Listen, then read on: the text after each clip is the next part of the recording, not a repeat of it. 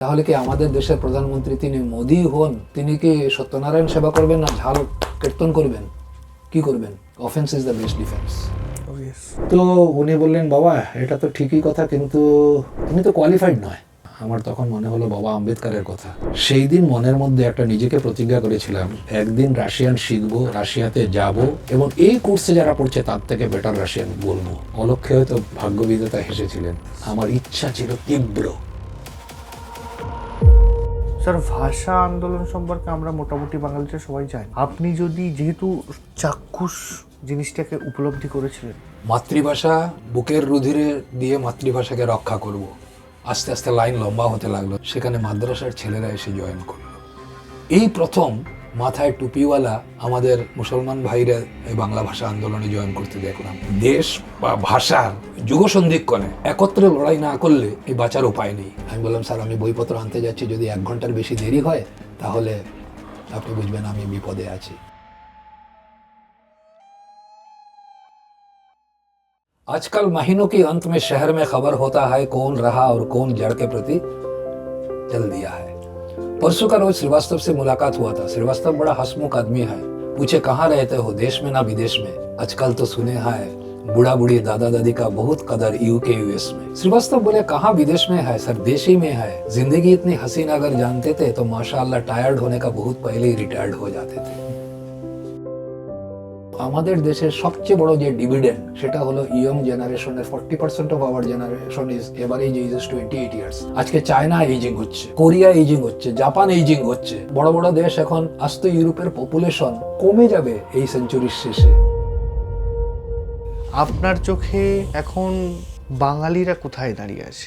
Industrial revolution বলবো না, কিন্তু এই যে গতির শরিক যদি না হই তো জাতি হিসাবে আমরা 100 বছরের বেশি পিছিয়ে যাব।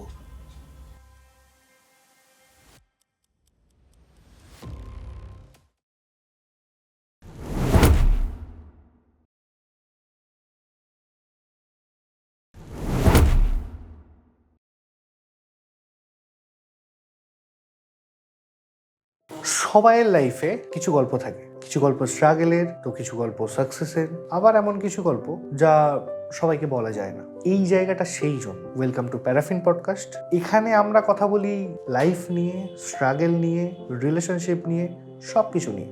আপনি যদি রিয়েল মানুষের রিয়েল গল্প এবং অনেস্ট কথা শুনতে চান তাহলে প্যারাফিন পডকাস্ট আপনার জন্য বেস্ট জায়গা। আবার আপনি যদি নিজের সাকসেস, নিজের বিজনেস, নিজের স্ট্রাগল এগুলো শোনাতে চান তাহলেও এটা আপনার জন্য বেস্ট জায়গা। নিচে আমাদের নাম্বার ব্লিঙ্ক করছে, অবশ্যই আমাদের সাথে যোগাযোগ করবেন। আর হ্যাঁ, প্যারাফিন পডকাস্টকে সাবস্ক্রাইব করতে ভুলবেন না। চলুন আমরা রিয়েল কথা বলি এবং রিয়েল কথা শুনি। নমস্কার, প্যারাফিন পডকাস্টের নতুন একটা এপিসোডে আবারও আমরা চলে এসেছি। আমি আপনাদের হোস্ট শান্তনু। আজ আমাদের কনভারসেশনটা একটু অন্যরকম হবে। একটু অন্যরকম কেন হবে?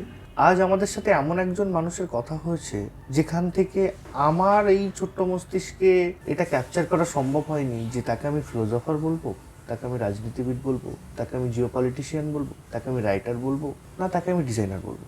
তার জ্ঞানের ডেপথ এবং অভিজ্ঞতার পরিধি এতটাই বেশি, এতটা বড়, যেটা আমার পক্ষে ডিফাইন করা সম্ভব নয় যে পার্টিকুলার কোন ট্যাগ আমি তার সামনে দেব।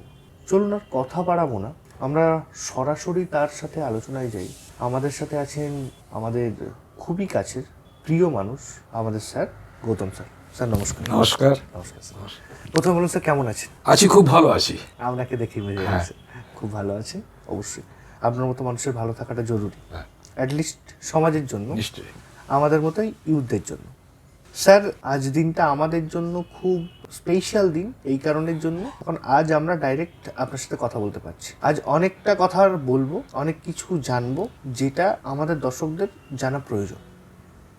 স্যার, শুরুতেই আসি, আপনার লম্বা ক্যারিয়ার, আমরা যারা আপনাকে জানি বা যারা আপনাকে চিনি, এই যে ক্যারিয়ারটা কোথা থেকে শুরু হয়েছিল, কিভাবে শুরু হয়েছিল, একদম ছোট থেকে যদি একটু বলেন যে ছোট থেকে কিভাবে আজ যেখানে বসে আছেন সেই পর্যন্ত কিভাবে আসা। ঠিক, একটু হালকা টোনে শুরু করি, জন্মবৃত্তান্ত থেকে শুরু করি। হ্যাঁ স্যার। আমার জন্ম 9 সেপ্টেম্বর 1950। এই তখন থেকেই 9 ব্যাপারটা আমার সঙ্গে লেগে গেছে। 9 তারিখ, মাসটাও 9 নম্বর। আর আজকে আমাদের ইন্টারভিউ হচ্ছে, এটাও নতালার বাড়ি। এছাড়াও আমার জীবনে 9 বারবার ঘুরে এসছে, ইউনিভার্সিটিতে নম্বর পাওয়া, কোয়ার্টার নাম্বার হওয়া, কাজেই 9-এর ফেরিস্তি আছে। যাই হোক, আমার বাবা কাজ করতেন রেলওয়ে স্কুলে, নর্থ ইস্ট ফ্রন্টিয়ার রেলওয়ের, মানে দেশের প্রত্যন্ত অঞ্চলে এক জংশন শহর, তার নাম হলো বদরপুর। হ্যাঁ, ব্রিটিশরা আসাম বেঙ্গল রেলওয়ে তৈরি করেছিল। এই হিল সেকশন তৈরি হয়েছিল লামডিং থেকে বদরপুর পর্যন্ত, crossing numerous tunnels and Bridges. এই রেল শহর ভিত্তিক জংশন শহরের এক স্কুল ছিল, ভালো স্কুল, সেই এরিয়াতে। বাবা সেই স্কুলের টিচার ছিলেন, আমি সেই স্কুলেই পড়াশোনা করি। আর আমার মামার বাড়ি ছিল ডিস্ট্রিক্ট শহর শিলচরে, কাজেই যাওয়া আসা থাকতই। এই সময়ে আমার শৈশবটা তৈরি হয় এই বদরপুর শিলচর, আর তার মাঝখানে একটা ছোট্ট গ্রাম ছিল, তার নাম ছিল লালমাটি। আমার ঠাকুরদা, আমার জ্যাঠামশাইরা পূর্ব পাকিস্তান থেকে শরণার্থী হয়ে সেখানে জমির পাট্টা নিয়ে চা বাগানের পাশের জমিতে তারা ছোট্ট বাড়ি করেছিলেন। কাজেই গরমের সময় যাওয়া, ছুটিতে যাওয়া, সেই যাওয়ার সময় হুলুক বাদরের আওয়াজ শোনা, কখনো আবার সেই বাদর ভেঙচি কেটে দিয়ে চলে যায়। প্রায় 1.5 মাইল ছোট ছোট পায়ে যেতে হতো বাসের রাস্তা থেকে, সেখানে বাস এসে নামিয়ে দিল। তারপরে এই প্রাকৃতিক পরিবেশে বড় হওয়া, আর শহর বলতে শিলচর শহর, সেখানে যাওয়া। মা মাসিরা আসতেন, পুজোর সময় ছুটি হতো, বাড়ির সামনে বিশাল বড় মাঠ, সেই মাঠে মাসতুতো ভাইদেরকে নিয়ে তখনকার দিনে পুরো একাদশ নামতো। সে একটা বড় আনন্দের দিন ছিল, আমরা তার জন্য মুখিয়ে থাকতাম। আর সেই সময় আমার চোখে আমার মানে স্মৃতিতে শুরু হয় আসামের ভাষা আন্দোলনের কথা। আমি তখন স্কুলে পড়ি, 1961 ভাষা আন্দোলন। সেই শিলচর শহর যেখানে 1961 19শে মে এই ভাষা আন্দোলনে স্বাধীন ভারতে প্রথম ভাষা শহীদ হয়। একজন মহিলা কমলা ভট্টাচার্য নিয়ে 11 জন লোক মারা যায়। এই বাংলা ভাষার জন্য এই যে আন্দোলন, তখন আমরা ছোট ছোট পায়ে প্রসেশনে, মিছিলে যোগ দিয়েছি। তার ছোট ছোট স্মৃতি হুট করে আমাদের এই যে মাইন্ডটা, যেটা it is an absolute computer, অনেক সময় অনেক স্মৃতি তলিয়ে যায়, হাজারো স্মৃতির বেরোতে, তারপর বছরের পর বছর লেয়ার পড়ে ভুলিয়ে যায়। কিন্তু অন্য সময় একটা কন্ডিউসিভ অ্যাটমসফিয়ারে সেই জিনিসটা স্পার্ক করে, এবং তারপরে স্মৃতির শোভাযাত্রা যেন একটা আনঅ্যালয়েড ক্যানভাসের মতন তোমার চোখের সামনে দিক দিয়ে। এই দৃশ্য বারবার আমার জীবনে ফিরে এসছে। যাই হোক, টু কাট দি শর্ট, আমি সেখানকার স্কুল থেকে পাশ করলাম। মাস্টারমশাইয়ের ছেলে, পড়াশোনায় ভালো রেজাল্ট করে পাশ করলাম। মাত্র 2-3 মার্কের জন্য ইউনিভার্সিটিতে 10th পজিশন হলো না, কিন্তু ন্যাশনাল স্কলারশিপ পেলাম। বাবা মার মানে আনন্দ, ছেলে পড়াশোনায় ভালো করেছে, অন্ততপক্ষে একটা স্কলারশিপ পাবে। আমি ন্যাশনাল স্কলারশিপ পেলাম, পাশের কলেজ থেকে ইউনিভার্সিটি পড়লাম। তারপর এলাম গুয়াহাটি ইউনিভার্সিটিতে ইঞ্জিনিয়ারিং পড়ার সময়। এখন আসামের যদি জিওপলিটিক্স দেখেন, তা আসাম 2 ভাগে বিভক্ত। একটা হলো ব্রহ্মপুত্র উপত্যকা, আর একটা হলো বরাক উপত্যকা। বরাক উপত্যকা বাঙালি অধ্যুষিত। দেশ বিভাগের পর অসংখ্য শরণার্থীরা এসে সেইখানে করেন। তো আমার ছোট জীবন অতিবাহিত হয়েছে এই শরণার্থীদের আবহে। রেলের যে কোয়ার্টারে আমরা থাকতাম তার চারদিক দিয়ে সেই ছিলেন। কাজেই ছোটকাল থেকেই আমার কানে ঢুকতে থাকে বাংলার বিভিন্ন উপভাষার বিভিন্ন শব্দ। আমার বন্ধু বান্ধব বা আমাদের আশেপাশের যারা ছিলেন, তারা কেউ চট্টগ্রামের, কেউ নোয়াখালীর, কেউ ময়মনসিংহের, কেউ সিলেটের। কাজেই স্কুলে থাকার সময় এই 4টে ভাষার উপর আমার বেশ আধিপত্য হয়ে যায়। যেমন বন্ধুর বাড়িতে গেলে বন্ধুর ঠাকুরদা বলতে, কে রে কত আর তামাইলারে দিচ্ছতি। এখন এই কথাটা হয়তো অনেক বাঙালি বুঝতে পারবে না, কিন্তু আমার এখনো মনে আছে। বর্ষার সময় নাটক হচ্ছে, শুনতে পাচ্ছি নিমাই সন্ন্যাস নাটক হচ্ছে। চট্টগ্রামের অধিবাসীরা নাটক করছেন তাদের নিজের ভাষায়, বলছেন আর নিমাই খণ্ডে গিয়ে গই, খাইতে হরান গিয়ে গই। মানে আমাদের নিমাই কোথায় চলে গেল, বিষ্ণুপ্রিয়া কাঁদতে কাঁদতে বিষ্ণুপ্রিয়ার পরাণ গেল। এই আবহে বড় হওয়া, এই ভাষার প্রতি এবং ভাষা আন্দোলনের পরিপ্রেক্ষিত পেছনে দেখলে ছোটকাল থেকেই একটা ভাষার প্রতি আগ্রহ জন্মানো শুরু হলো। তার মানে স্যার, মানে পুরো যে ভাষা আন্দোলন, আমরা তো সবাই জানি ভাষা আন্দোলন সম্পর্কে, তো এই পুরো ভাষা আন্দোলনটা আপনি দেখেছেন? হ্যাঁ, আমার স্মৃতির মধ্যে সেটা রয়ে গেছে। 47-এ দেশ স্বাধীন হলো, 50-এ আমার জন্ম, ভাষা আন্দোলন 61, 11 বছর বয়স, নিজে পার্টিসিপেট করেছি, মা মাসিদেরকে দেখেছি। আমাদের বাড়িতে শিক্ষা এবং ইয়ে ছিল, এই কথা প্রসঙ্গে বলা যায় আমার মা এই শিলচরে স্কুলে পড়বার সময় স্কুলের ছাত্রী হিসাবে রবীন্দ্রনাথকে একটা কবিতা লিখে পাঠিয়েছিলেন 25শে বৈশাখ উপলক্ষে। কাছাড়ের প্রবাদ প্রতিম স্বরূপ চন্দ পরিবারের অনিল কুমার চন্দের হাত দিয়ে সেটা শান্তিনিকেতনে রবীন্দ্রনাথ হাতে পৌঁছে যায়। রবীন্দ্রনাথ নিজের পেডে আমার মাকে আশীর্বাদ করে, আমি পরে দেখাবো, মা বই লিখেছেন তার মধ্যে ওটা আছে, আশীর্বাদ করেছিলেন তাকে। তো আমার জীবনের যা কিছু ছোট ছোট সাহিত্য প্রেম বলুন আর ভাষার বলুন, এসব আমার মার থেকে প্রাপ্তি। আমি আমার মার জীবনে পরে বলবো, আমার মার থেকে অনুপ্রাণিত না হলে আমি এই জায়গায় আসতে পারতাম না। তো সেটা এখন বলতে পারি বা পরে বলতে পারি, যাই হোক আমি এখন স্মৃতি। তারপর তো কলেজে পড়াশোনা করা হলো। কলেজে পড়াশোনা করতে এসে দেখলাম সেখানে ব্রহ্মপুত্র বরাক উপত্যকা থেকে আসে অসমীয়া। আমরা সবাই জানি বাঙালি এবং অসমীয়াদের মধ্যে যতখানি মিল আছে ভাষাগতভাবে, আবার কিছু কিছু অমিলও আছে। এই তিনটে ভাষা, বাংলা, অসমীয়া এবং উড়িয়া, এটা উদ্ভূত হয়েছে পালি প্রাকৃত থেকে। মগধ এরিয়াতে যে প্রাকৃত ভাষা বলা হতো সেই প্রাকৃত থেকে এসছে। তো আসামের লোকদেরও বাংলা ভাষার উপরে যদি হরপ্রসাদ শাস্ত্রী যখন পুঁথি নিয়ে এসেছিলেন সেগুলো দেখা যায় যখন, তখন পড়তাম স্কুলে থাকতে, এখনো মনে আছে। ভবনই গহন গম্ভীর বেগে বাহি দুয়াস্তে চিথিন মবন আহি দুহার ধর্মার্থ চাটিল সংকম গড়ই পরপার লো নিভয় তরই। আর সবচেয়ে চালু তো ছিল অজ্ঞর ভন্তার দুগ্ধ সুযুক্তা মৌরলি মুচ্ছা দিজ্জয় কান্তা খাই পুনবন্তা, এগুলো বাংলা ভাষার পুরনো। এই যে ভেতরে ঢুকে যাওয়া, আর তখন এই সময়েতেই শিলচর শহরে আসা শুরু হয় সোভিয়েত দেশ পত্রিকা।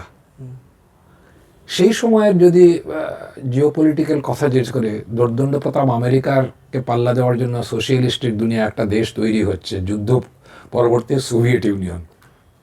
কাজে এই আন্ডারডগের প্রতি একটা তরুণ কিশোর মনে এটা অজানা। আর আমাদের বাড়িতে মাস্তুতো ভাইদের মধ্যে দুটো ক্যাম্প ছিল, একদল রাশিয়াপন্থী, একদল আমেরিকাপন্থী, তার সঙ্গে কোলবালিশের যুদ্ধও হতো। এই সময় নীনা প্রতাপ আবার রুশ ভাষা শিক্ষা আসে, তখন স্কুলে পড়ি। হ্যাঁ, স্কুল পারেনি, বোধহয় কলেজে যাবো সেই ক্রমপত্র দেখে অল্প অল্প রাশিয়ান শেখার চেষ্টা করেছে। আচ্ছা, ওই ঘর দমবত, ওই সেতু মস্তাম, আমার সঙ্গে বাবাও পড়তেন, কিন্তু তারপর সেটা হারিয়ে যায়, হয় না। কিন্তু মনের মধ্যে একটা সুপ্ত ইচ্ছা। ইতিমধ্যে হলো কি, স্ত্রেলকা বেলকা মহাকাশে চক্কর মেরে এসছে, ইউরি আলেক্সিয়েভ গাগারিন মহাকাশে চক্কর মেরে এসছেন, ভ্যালেন্তিনা তারস্কোও গেছেন। এই আন্ডারডগের প্রতি একটা, এবং ফ্রান্সিস গেরি পাওয়ার্সের ইউটিউব উপাধিত হয়েছে, টক্কর চলছে। তো পরম পরাক্রমশালী আমেরিকার একটা কাউন্টার মেজার হিসাবে সিম্প্যাথি ড্র করা শুরু করলো।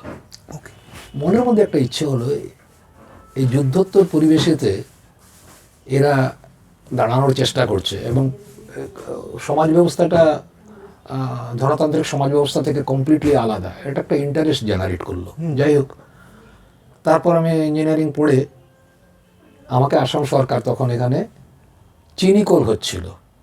ওকে, এটা কোথায় হচ্ছিল? এটা বলছি আসামের একটা শহরে পাশেই। আমাকে, I was the first recruit from my college. Okay, আমাকে পাঠানো হলো হায়দ্রাবাদের নিজাম সুগার ফ্যাক্টরিতে। ওকে, আমি হায়দ্রাবাদ এক্সপ্রেসে এক সকালবেলায় হায়দ্রাবাদ স্টেশনে গিয়ে নামলাম, একটা হোটেল ভাড়া করলাম। তখন আমার বয়স 21 বছর হয়নি। আমি হেডকোয়ার্টারে গেলাম, গিয়ে জানতে পারলাম যে ফ্যাক্টরিটা এখানে নয়, এটা হেডকোয়ার্টার। আর ফ্যাক্টরিটা এখান থেকে প্রায় 100 কিলোমিটার দূরে মহারাষ্ট্র তেলেঙ্গানার বর্ডারে একটা বোধান বলে জায়গা, তার পাশে শক্করনগর, শক্কর মানে চিনি, হ্যাঁ। সেই সময় সেটার এশিয়ার one of the biggest sugar plant ছিল, বড় প্ল্যান্ট। সেখানে আমার নিবাস হবে। ওকে, এটা বড় ধাক্কা।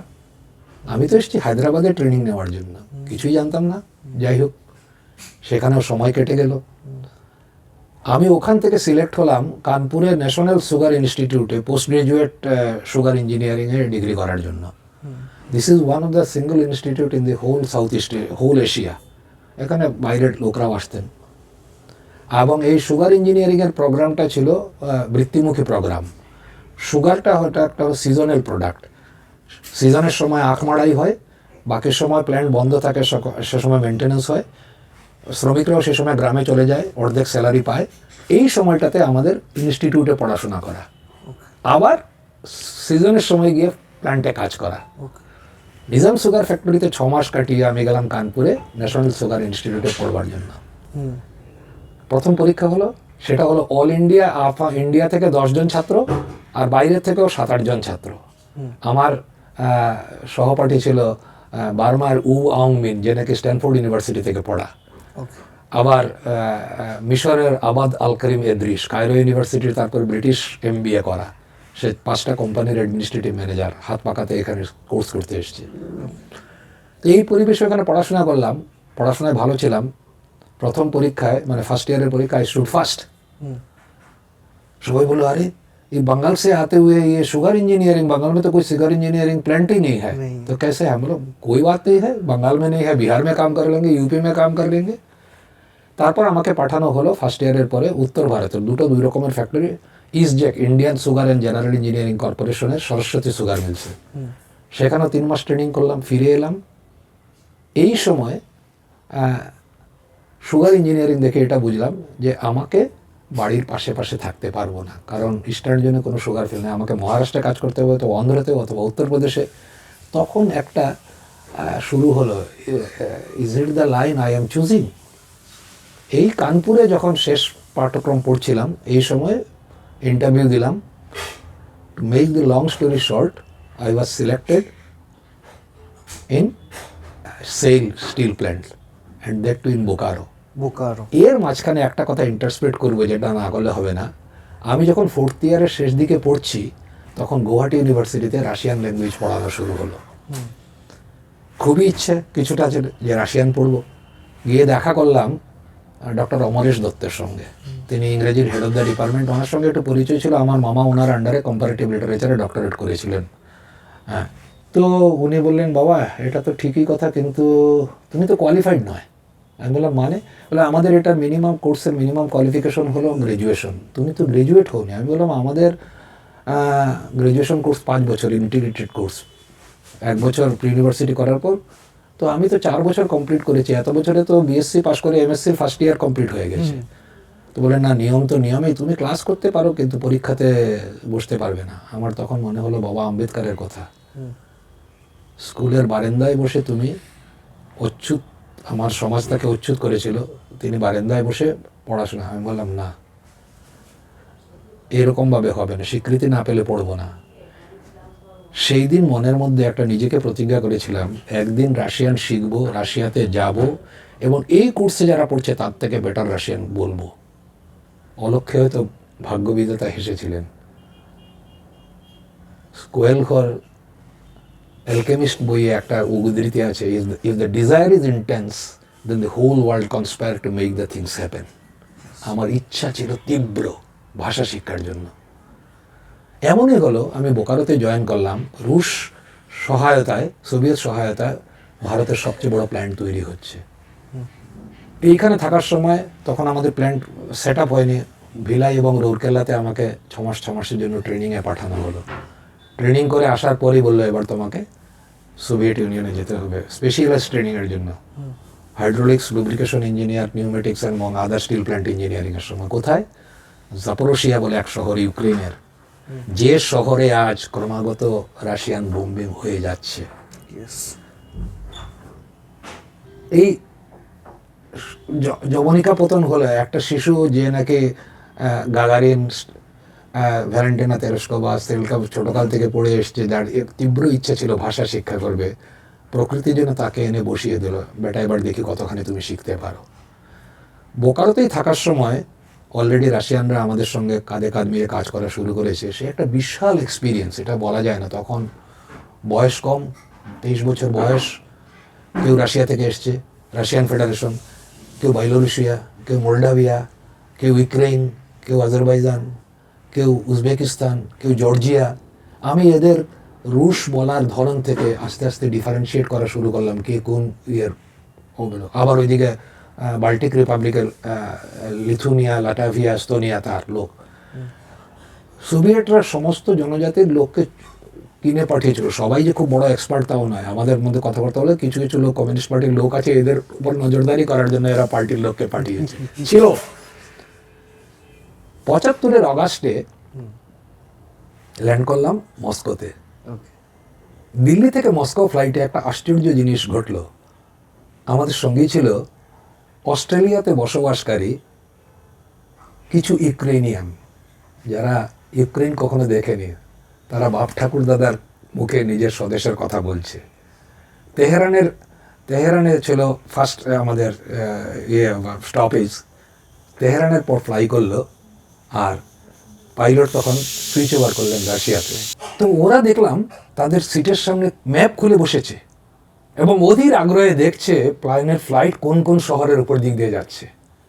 সেই সময় মাইয়া রোদিনা, রাশিয়ান ইউক্রেনিয়ান ভাষায় মানে হলো আমার মাতৃভূমি। আমার মনে পড়লো নো হন্যতে। এরা নিজেদের কোনোদিন তাদের ভূখণ্ড দেখেনি, বাপদাদার ভিটেমাটি দেখেনি। এরা পেট্রিয়েট করে গেছেন অস্ট্রেলিয়া, নিউজিল্যান্ডে অনেক আগে, কিন্তু বাপ ঠাকুর দাদার মুখে গল্প শুনতে শুনতে, ঠিক যেমনভাবে আমরাও শরণার্থী হয়ে এই দেশে আসার পর শুনতে শুনতে ভিটেমাটি সম্বন্ধে অনেক কিছু জানতে পেরেছিলাম, ওরা অপেক্ষা করছিল কবে পৌঁছবে। অগাস্টের এক সকালে আমরা গিয়ে মস্কো পৌঁছলাম। মস্কো শেরমিয়েতোভা এয়ারপোর্টে বরফ পড়ছিল। একজন বলল, बड़ी अच्छी लक्ष्मण, ये आशीर्वाद है, हो सकता है हम लोगों को ये रूस बास बड़ी फलदायक होगा। 6 মাস থাকলাম রাশিয়া, ইউক্রেন, মস্কোতে কয়েকদিন, তারপরে কিয়েভে কিছুদিন, জাপ্রোসিয়াতে তো ছিলাম। 7-10 দিনের ইয়াল্টা ভ্রমণ। এই স্মৃতিতে সম্পৃক্ত হয়ে যখন ফিরলাম, তখন আমার জনমানস কমপ্লিটলি পাল্টে গেছে। ওকে, ওখান থেকে ফেরা কবে ছিল স্যার? সেটা আমরা ফিরলাম 76-এর ফেব্রুয়ারিতে ফিরলাম। 76 ফেব্রুয়ারিতে আপনি ইন্ডিয়াতে ফিরে এলাম। ওকে। আর যখন মস্কোতে ছিলাম তখন -12 ডিগ্রি সেন্টিগ্রেড। আচ্ছা। হ্যাঁ, আজ তো শীতবস্ত্রে পরে ক্রেমলিনের সামনে দিদি হাঁটাহাঁটি করছে, শুধু নাকটা বেরোতে, আর বিজার্ড চলছে, এখনো মনে আছে সেটা। স্যার তাহলে আপনি 76 নাগাদ ইন্ডিয়াতে আপনি রিটার্ন করলেন। তারপরের ইতিহাসটা কি? হ্যাঁ, 76-এর ফেব্রুয়ারিতে সোভিয়েট থেকে ফিরলাম। হ্যাঁ, যাওয়ার আগে এক মানসিক অবস্থা, ফিরে আসার পর আরেক মানসিক অবস্থা।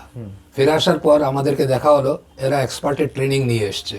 কাজেই ওই তরুণ বয়সেই আমাদের কাঁধে, আমাদের থেকে 2 স্টেপ ওপরের দায়িত্ব কাঁধে চলে এলো। তবে এই দায়িত্বটা কিন্তু খুবই আনন্দজনক যে অর্গানাইজেশন আমাকে আমার ট্রেনিংয়ের স্বীকৃতি দিচ্ছে। একদম। আর তখন বোকারোতে প্রথম স্বদেশি কারখানা তৈরি হয়েছে। এটা আজকের দিনের হয়তো বোঝা খুব মুশকিল। আমরা কাঁধে কাঁধ লাগিয়ে কাজ করছি, কাঁধে কাঁধ লাগিয়ে কাজ করছি, রোজ নতুন এক্সপিরিয়েন্স, নতুন ইকুইপমেন্ট, তার প্রোডাকশন কীরকম, তার মেনটেনেন্স কীরকম। এবং রাশিয়ানরা খুব সিস্টেমেটিক। আমরা বলতাম ওরা সমস্ত কিছু গভর্নমেন্ট স্ট্যান্ডার্ডের। রাশিয়ান গভর্নমেন্ট স্ট্যান্ডার্ড যেরকম আমাদের ISI আছে, ওদের বলে গোস্ট, গসুদারস্টভিয়েননি স্ট্যান্ডার্ড। তো আমরা হেসে হেসে বলতাম যে ওরা প্রেম করেও গভর্নমেন্ট স্ট্যান্ডার্ড অনুযায়ী। প্রেমের কতগুলো কথাবার্তা আজকে বলতে হবে, কতগুলো কথাবার্তা কালকে বলতে হবে। তো এসব নিয়ে মশকরা হতো। আর তখন বিশাল বড় কর্মযজ্ঞ হচ্ছে, রোজ পাল্টাচ্ছে, কারখানা তৈরি হচ্ছে, এক একটা ইউনিট এক এক বছর মানে প্রোডাকশনে নিয়ে আসতে হবে, প্রচণ্ড চাপ। সোভিয়েটদের সঙ্গে আমরা বসে কাজ করছি, পার্সোনাল পরিচয়ের দিগন্ত বাড়ছে, আর নতুন নতুন জিনিস রোজ শুনছি। আর সবচেয়ে বড় হলো এই কাজের লোকদের রিকগনিশন। আমাদের দেশে যেরকম ব্যুরোক্রেসিটা অনেকটা টপ হেভি, ওপর থেকে আসে ওরকম করে, ওরা কিন্তু আস্ত পশ্চিমী দুনিয়া, ওরা কিন্তু কাজের মূল্যায়ন করে। কাজের মূল্যায়ন এমনখানে করে যেন আমাদের দলনেতা ছিলেন রাশিয়ান দলনেতা বিশাল দেহি সুমস্কোই, সেই ইউক্রেনের খনি অঞ্চল থেকে এসেছিলেন। তো আমরা 5 জন ছিলাম ইয়ং ইঞ্জিনিয়ার। তো একদিন উনি বললেন যে দেখো ওই বুড়োরা তো শিখবে না, শিখতে হবে তোমাকে, আর তোমাকেই কারখানা চালাতে হবে, কাজে যত পারো শিখে নাও, যা প্রশ্ন করার শিখে নাও। মানে আমি একটা ছোট্ট ঘটনা বলছি, বিশাল বড় একটা যন্ত্র স্থাপনা করা হচ্ছে, তখন ডিজাইন বহির্ভূত একটা জিনিস, ওইখানে একটা বড় বুশের মধ্যে একটা চ্যানেল কাটা হচ্ছে, রাশিয়ানদের ইয়েতে আমরা আমাদের শ্রমিকরা কাজ করছেন। তো আমি জিজ্ঞেস করলাম এটা তো ডিজাইনে নেই, এটা কেন করছেন? আমার কাঁধে হাত রেখে বললেন যে শোন, এই কারখানা যখন চালু হবে তখন শিফট ডিউটি তুই করবি। এই বিশাল বড় 3000 টনের শিয়ার লোহা কাটবে, আওয়াজ হবে, এই আওয়াজ কিন্তু তোর বুড়োরা কিন্তু বুঝতে পারবে না, মনে করবে যে গন্ডগোল কিছু আছে। তো তুই যাতে শিফটের সময় আরামসে শিফট রুমে বসে অন্য কিছু ভাবতে পারিস, এই চ্যানেলে লুব্রিক্যান্ট ভরা থাকবে, কোনো আওয়াজ হবে না, এবং এর এই বুস্টার স্থায়িত্বকাল জীবনই বেড়ে যাবে ডাবল। এই যে জিনিস আমরা দেখলাম, ওরা হাতে ধরে আমাদেরকে শেখানো। যারা পুলপিট অপারেটর যিনি এসেছিলেন, যে প্রধান রোলিং মিলে রোল করবেন যিনি, তিনি hero of the Soviet union ছিলেন। ম্যাগনেটোকস প্ল্যান্টের প্রথম স্লেব উনি রোল করেছিলেন, ওয়াসনিসকে, আমরা ওকে দাদু বলে ডাকতাম, 70 বছরের উপরে। তিনি ভারতীয় যন্ত্রবিদদের লিভারের উপর হাত রেখে শিখিয়েছেন এরকম, আমাদেরও লোকরা এরকম শিখিয়েছে, ABCD থেকে শুরু করে। তো কাজেই এই সময়টা, আর মন ছিল তরুণ, অনুসন্ধিত সুমন, আমার আবার ইনক্লিনেশন ছিল, কাজে আমার মনে হয় জীবনের সবচেয়ে বড় বেশি প্রাপ্তি সেই সময় হয়েছিল। তবে হ্যাঁ, খাটুনি ছিল, 16 ঘন্টা 17 ঘন্টা, এমনও হয়েছে যে প্ল্যান্ট কমিশনিং হবে 3 দিন বাড়ি যায়নি। আচ্ছা, তাহলে স্যার মানে ওখান থেকে আপনি ইন্ডিয়ায় ফেরার পর তারপর পুরোপুরি আপনার কর্মযোগ্য শুরু হয়ে যায়। তারপর আপনার মিড এজ যখন আসে, তারপর তো আপনার ম্যারেজ বাগেরা সমস্ত সবকিছু। ম্যারেজ কি আসাম থেকে হয়েছিল না কলকাতা থেকে? হ্যাঁ, আসাম থেকেই হয়েছিল, আমাদের এরিয়ারই মহিলার সঙ্গে। তারপর মানে ম্যাডাম আপনার একই শহরে। হ্যাঁ, মানে ও আমার দাদুরা শিলচরের ওই বাড়ি ছেড়ে আসার পর ওরা পাশের বাড়ি জমি কিনে নিয়ে বাড়ি তৈরি করেছিলেন। তো যাই হোক, তো তারপরে তো আস্তে আস্তে উন্নতি হতে লাগলো, কর্পোরেট হায়ারকিতে উপরে উপরে ওঠা, দায়িত্ব বাড়তে থাকলো, সে এক আলাদা উপাখ্যান। তারপরে আমি শেষ বয়সে জেনারেল ম্যানেজার ডেজিগনেট হয়ে আমি এলাম কলকাতাতে, আমাদের বোকারো স্টিলের পূর্বাঞ্চল অফিসের হেড হয়ে। এটা একটা বড় জিনিস, সেখানে কাজ করলাম। তারপরে 2010-এর 31 ডিসেম্বর আমার শেষ দিন কাজ। মানে 1 জানুয়ারি থেকে আমি সেবানিবৃত্ত হয়ে গেলাম। আচ্ছা, তো এই সেবানিবৃত্তি সম্বন্ধে একটা ছোট্ট গল্প বা একটা ছোট্ট কবিতা আছে, এটা ইন্টারেস্টিং, এই জন্য আমি এটা বলছি। আমি যখন বোকারোতে কাজ করতাম, তখন আমাদের বোকারো তো একটা বিরাট বড় আস্ত ইন্ডিয়ার একটা প্রতিচ্ছবি, সারা ইন্ডিয়ার সমস্ত প্রদেশের লোক অফিসার এবং ওয়ার্কার হিসাবে কাজ করছে। মানে সেখানে কোনো প্রাদেশিকতা কোনো ছিল না, সব ল্যাঙ্গুয়েজ চলছে, পাঞ্জাবি চলছে, তামিল চলছে, তেলেগু চলছে, বাংলা চলছে, উড়িয়া চলছে, এবং একটা কলুড্রন যাকে বলে, মেল্টিং পট। তো ওইখানে প্রত্যেক মাসের শেষে লোকে রিটায়ার করে, তো সেখানে আমাকে ডিপার্টমেন্টাল হেড হিসাবে, প্রধান অতিথি হিসাবে সেখানে কিছু বলতে হয়, এবং সেখানে আবার হিন্দিতে কথাবার্তা হয়। সেখানে বলবে যে স্যার, इस पुनीत अवसर पर आप आपका भावना थोड़ा उद्गार प्रकट कीजिए। उद्गार মানে ঢেকুর, এগুলো খুব ইন্টারেস্টিং। तो हम बोला देखो भाई, हम तो बंगाली है और बंगाली बड़ा भावप्रवण आदमी होते हैं, तो आज का इस पुनिस क्षण में मेरे दिल में कोई कविता गुनगुना रहा है, अगर অনুমতি হয় তো हम उसको व्यक्त कर। बोले इरशाद। সেটাই আমার জীবনে তাৎক্ষণিকভাবে আমি বললাম ये मैं बांग्ला में सोच रहा हूँ और तात्क्षणिक हिंदी में तर्जमा करके आपको सुनाने का प्रयास करता हूँ, पता नहीं है बनेगा कि नहीं। বলে नहीं অবশ্যই। তো সেটাই আমার জীবনে প্রথম স্পন্টেনিয়াস কবিতা। এটা হিন্দিতে লেখা, পরে আমি ইংরেজি বা হিন্দি বাংলাতে অনুবাদ করেছি। आजकल महीनों के अंत में शहर में खबर होता है कौन रहा और कौन जड़ के प्रति जल दिया है। परसों का रोज श्रीवास्तव से मुलाकात हुआ था। श्रीवास्तव बड़ा हंसमुख आदमी है, पूछे कहाँ रहते हो, देश में ना विदेश में। आजकल तो सुने है बुढ़ा बुढ़ी दादा दादी का बहुत कदर UK US में। ওরা সেখানে বাচ্চা কাচ্চা হয় যেখানে নার্সিং করতে যান। श्रीवास्तव बोले कहाँ विदेश में है सर, देश ही में है। जिंदगी इतनी हसीन अगर जानते थे तो माशाअल्लाह टायर्ड होने का बहुत पहले ही रिटायर्ड हो जाते थे। पूछे कैसे हुआ ये दिव्य दर्शन? बोले सुबह उठ के ओस पर चलते, चिड़ियों का कलहास, शिशुओं का कलतान सुनते, ना तो टेलीफोन का कान फुसफुस, ना तो बॉस का रंगे आंखें, ना तो टारगेट फुलफिलमेंट। जिंदगी इतनी हसीन अगर जानते थे तो माशाअल्लाह टायर्ड होने का बहुत पहले ही रिटायर्ड हो जाते थे।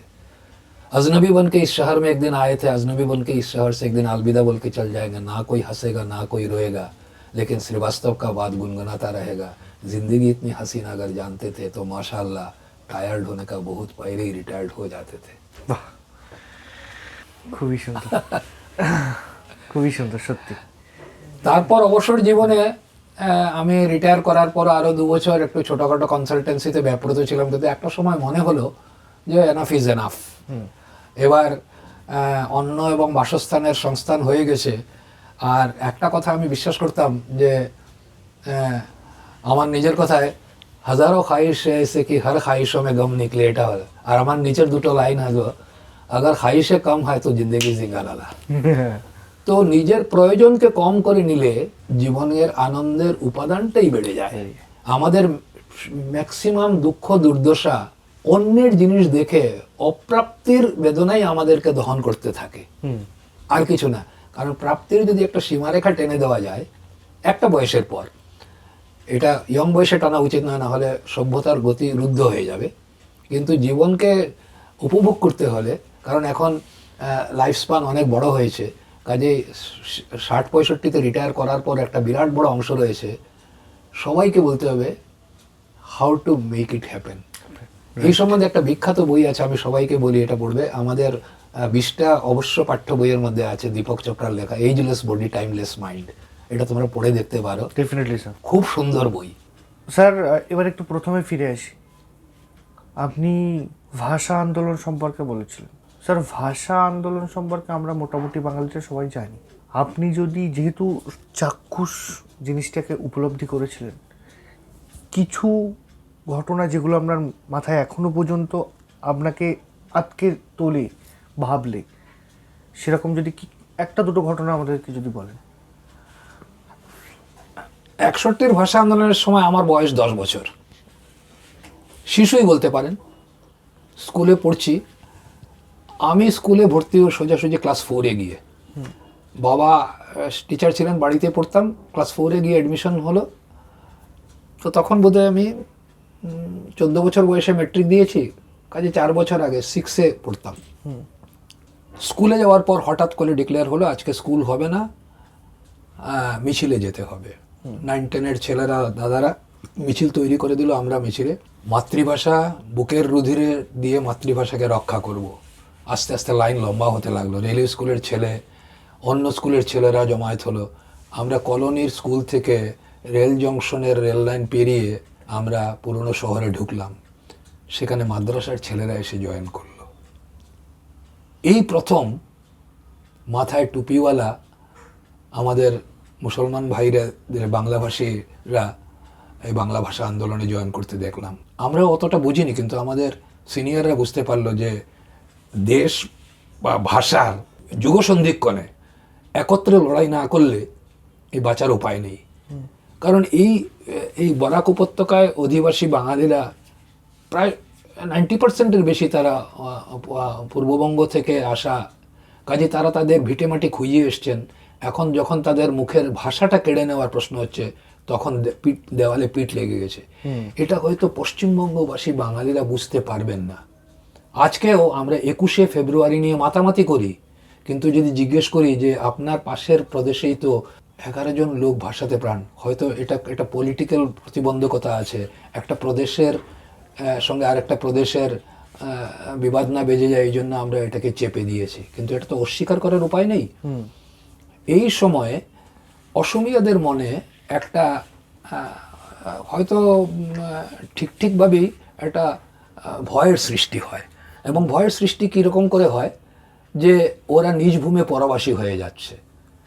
এই জন্য তাদের গানও ছিল এরকম। অম্বিকাগিরি রায়চৌধুরী, তাদের একজন বিখ্যাত লেখক, তার কবিতায় আছে, মই অসমীয়া নহওঁ দুখীয়া, ভাবি সান্তনা লভিলে নহব, আজিৰ অসমীয়াই অসম নাচিনিলে অসম রসাতলে যাব।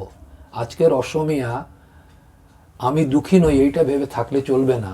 আজকের অসমীয়া যদি অসমীয়াকে না চিনতে পারে তাহলে আসাম রসাতলে যাবে।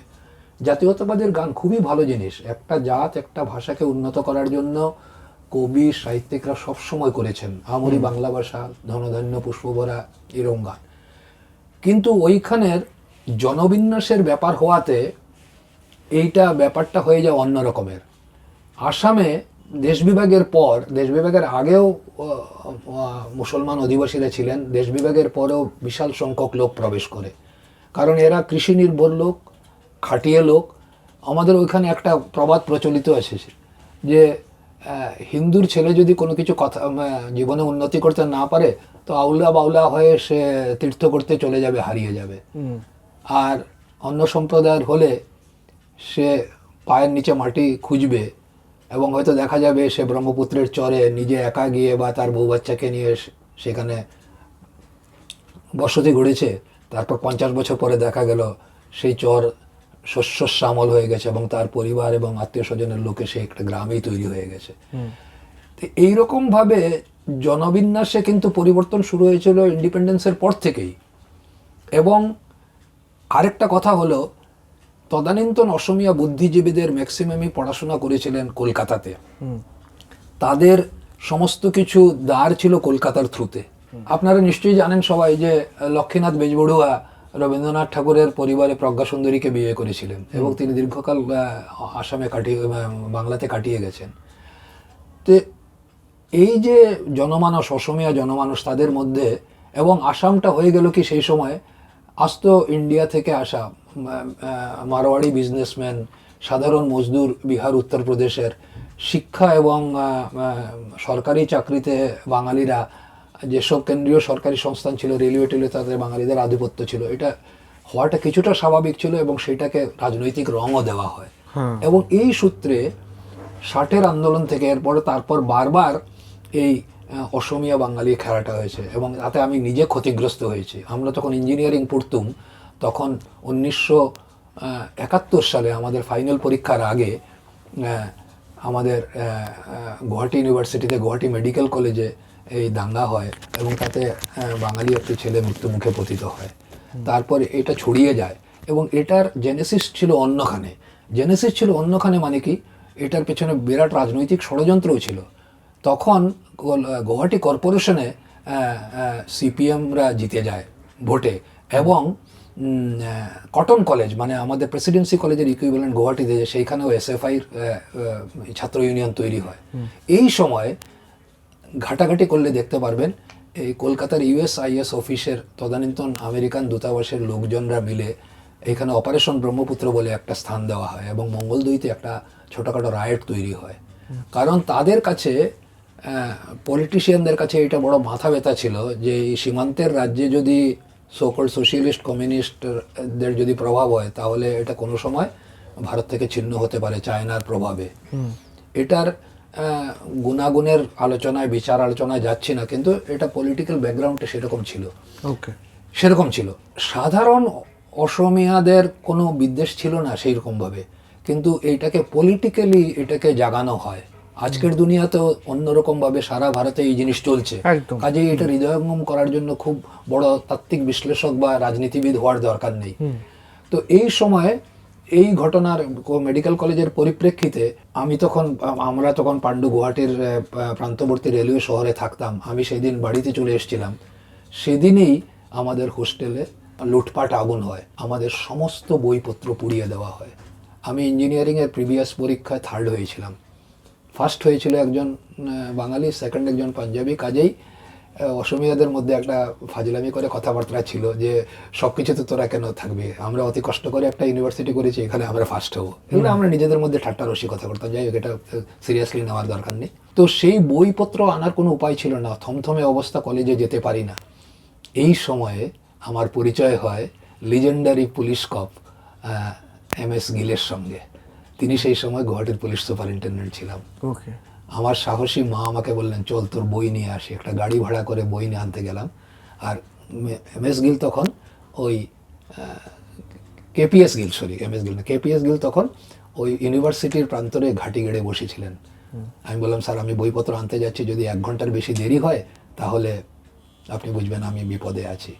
তো আমি প্রথম গিয়ে মাকে সঙ্গে নিয়ে গিয়ে প্রিন্সিপালের সঙ্গে দেখা করলাম। প্রিন্সিপাল শিবপুর ইঞ্জিনিয়ারিং কলেজের প্রাক্তন ছাত্র, লন্ডনে পড়াশোনা করেছেন। তিনি বললেন মিসেস ব্যানার্জি আপনি হোস্টেলে যাবেন না, ছাত্ররা টিটকিরি দিতে পারে। আমার অসম সাহসী মা বললেন ডক্টর গগৈ তাহলে তো যেতেই হবে, আমি দেখতে চাই মাতৃসমাজ একজন মহিলাকে আপনার ছেলেরা টিটকিরি দিচ্ছে, অবস্থার এতখানি হয়েছে, আমি সেটার চোখে দেখতে চাই। আমি গিয়ে কিছু পোড়া অর্ধদগ্ধ বইপত্র সংগ্রহ করি, তারপর ফিরে আসি। তারপর আমাদের পরীক্ষা পিছিয়ে যায়, 3 মাস পর আবার শান্তি ফিরে এলে পরীক্ষা দিই, পজিশনটা একটু ঢিলে হয়ে যায়। যাই হোক আমি ফার্স্ট ক্লাস পেয়ে বের হই। মোটামুটি একটা পরিস্থিতি, একটা পুরো স্মৃতি আপনার মধ্যে সাজানো আছে ভাষা আন্দোলনের। এটা বুঝতে পারবো না। এই সময় যখন ভাষা আন্দোলন 61 হয় তখন পরিতোষ পাল চৌধুরী ছিলেন আমাদের ভাষা আন্দোলনের প্রমুখ। সরকার তাকে ধরার জন্য উনি আত্মগোপনে চলে যান। একটা কথা মনে আছে, তখন গ্রামে গঞ্জে বাজারে এই কবিতার সবাই ছদ্মনামে কবিতা লিখতো এই ভাষা আন্দোলনকে নিয়ে, 4 লাইনের 6 লাইনের 8 লাইনের 10 লাইনের, এবং এতে জাত ধর্ম নির্বিশেষে কৈবর্ত সমাজের লোকরা কবিতা লিখছেন। ভাবতে পারেন মুসলমান বুদ্ধিজীবীরা কবিতা লিখছেন, বাঙালি বুদ্ধিজীবীরা, বাঙালি হিন্দুরা কবিতা লিখছেন। একটা কমন প্ল্যাটফর্মে এই ভাষাই নিয়ে এসেছিল। আজকেও পূর্ব বাংলা পশ্চিম বাংলার মধ্যে যতখানি আন্তরিকতা আছে, আমি ঢাকা বাংলাদেশে গেছি এই 21শে ফেব্রুয়ারি, সে বিশাল এক গণ উদ্দীপনা। আজকের দিনে এটাকে করা হয়েছে যে এটা ফান্ডামেন্টালিজমের হাতে চলে যাচ্ছে, কিন্তু আমার দৃঢ় বিশ্বাস যে পূর্ব বাংলাতে এখনও একটা বিরাট শ্রেণীর মানুষ যারা নাকি ভাষাগতভাবে বাঙালি, ধার্মিক পরিচয় হয়তো ওরা ইসলাম ধর্মাবলম্বী, কিন্তু এইটাকে সহজ সমীকরণে ফেলে যদি আমরা বাস্তব জিওপলিটিক্যাল সিচুয়েশনকে মাপবার চেষ্টা করি তাহলে কিন্তু বড় মাপের ভুল হয়ে যেতে পারে। একদম। আচ্ছা, এবার স্যার আমি আপনাকে ছোট্ট একটা প্রশ্ন করতে চাই, যেটা আমার মধ্যে অনেকক্ষণ ধরে আমি ভাবছি করব। সেটা স্যার, আপনি তো একটা লাইফের অনেকটা টাইম রাশিয়াতে কাটিয়েছেন। হ্যাঁ। এবং রাশিয়া নিয়ে আপনার অনেক বইও লেখা আছে। হ্যাঁ। সেটাও আমি জানি, সেগুলো আমি সামনে আমার দর্শকদের দেখাবো। তো তার আগে আমি এটুকু জানতে চাই যে আপনি রাশিয়াতে কাটিয়েছেন, তো সেখান থেকে রাশিয়ার কন্ডিশন, আমি দেশের কন্ডিশন এবং বর্তমান ভারতের কন্ডিশন যদি তুলনা করা হয়, তাহলে আপনার মতে দুটো কোথায় দাঁড়িয়ে আছে, পরিস্থিতি কোথায় দাঁড়িয়ে আছে? পরিস্থিতিটা বিশ্লেষণ করতে হলে একটু ফিরে যেতে হবে দেরিতে। আমরা রাশিয়ানদেরকে বা সোভিয়েতকে কমিউনিস্ট সোশিয়ালিস্ট রাষ্ট্র হিসাবে জানি, এবং আমাদের আজ তো পশ্চিম দুনিয়ার কাছে একটা এনিগমা। এই সম্বন্ধে আমরা খুব কমই জানি, কেননা যারা সোভিয়েত প্রাক্তন সাবেক সোভিয়েটে গেছেন তারা হয়তো মস্কো বা লেনিনগ্রাড অবধি গেছেন, কারণ লৌহ যবনিকার অন্তরালে ছিল। আমার সুযোগ হয়েছিল এবং মস্কো লেনিনগ্রাড সহ ইউক্রেনের ভেতরে প্রবেশ করে গ্রামগঞ্জে পর্যন্ত যাওয়া। কাজে রুশ মানসিকতার সঙ্গে বা ইউক্রেনীয় সাবেক সোভিয়েত মানসিকতার সঙ্গে পরিচয়ের একটা, তবে আমি বলতে পারবো না যে আমার জ্ঞান বা আমার এক্সপিরিয়েন্স নির্ভুল ছিল। এটা আমি একটা চান্স পেয়েছিলাম, সুযোগ পেয়েছিলাম। সেইখানে আমি দেখেছি যে ব্যক্তিগতভাবে ওরা প্রচণ্ড মাত্রায় ন্যাশনালিস্ট। ওকে। আমি বোকারো থাকাকালীন যখন সোভিয়েট যখন পতন হলো, যখন সমস্ত রিপাবলিকগুলো আলাদা হয়ে গেল, আমি আমার কলিগ চিফ ইঞ্জিনিয়ারকে চেগরিনকে জিজ্ঞেস করেছিলাম যে এখন তো সোভিয়েত টুকরো টুকরো হয়ে গেল, হোয়াট ইজ দ্য ফিউচার? আমাকে এক কথায় বলেছিলেন, ভাইনা পেরেজিলি পেরেস্ত্রোইকা তোর্জে পেরেজিবিও। ওরা কিন্তু দ্বিতীয় বিশ্ব মহাযুদ্ধ বলে না, ওরা বলে বেলিকাইয়া পেট্রিয়টিচেস্কাইয়া ভাইনা, দি গ্রেট পেট্রিয়টিক ওয়ার। একটা জিনিস আমি বুঝেছি যে ওদের দ্বিতীয় মহাযুদ্ধের পর স্বাধীনতা বলুন যাই বলুন, এটা অনেক ত্যাগ, অনেক রক্ত এবং অনেক বিভীষিকার মাঝে হয়েছিল। কাজেই রাশিয়ার একটা কথা আছে, মিরু মির। আশ্চর্যের কথা, পৃথিবী বা বিশ্বকে ওরা বলে মির, শান্তিকে ওরা বলে মির। আমরা পড়েছি মির পাবলিকেশনের বই। তো শান্তির জন্যই পৃথিবী। তো একটা বিরাট বড় অংশ কিন্তু শান্তির প্রচেষ্টায় ছিল। সাধারণ জনগণের সঙ্গে কথাবার্তা হতো, ওরা জিজ্ঞেস করতো তোমাদের দেশে হানাহানি মারামারি। আমরা তোমাদের দেশে এখন আতন্ত্র চলছে, ওপর থেকে বস বলে দিল, কারো ট্যাপও করার মতলব নেই। তো এই জন্য আজকে সবাই লোক চায় একজন স্ট্রং লোক। আজকে রাশিয়ার ম্যাক্সিমাম লোক, এখনও অনেকের সঙ্গে আমার পরিচয় আছে, দেখা হলে তারা বিশ্বাস করে এবং স্বীকার না করলেও এটা অবিসম্বাদী সত্য, তারা একজন স্ট্রং লিডারকে পছন্দ করে। ওকে। এবং এটাও জানে যে এইখানে স্ট্রং লিডারশিপ যদি না থাকে তাহলে ওয়েস্টের সঙ্গে পাল্লা দিতে পারবে না।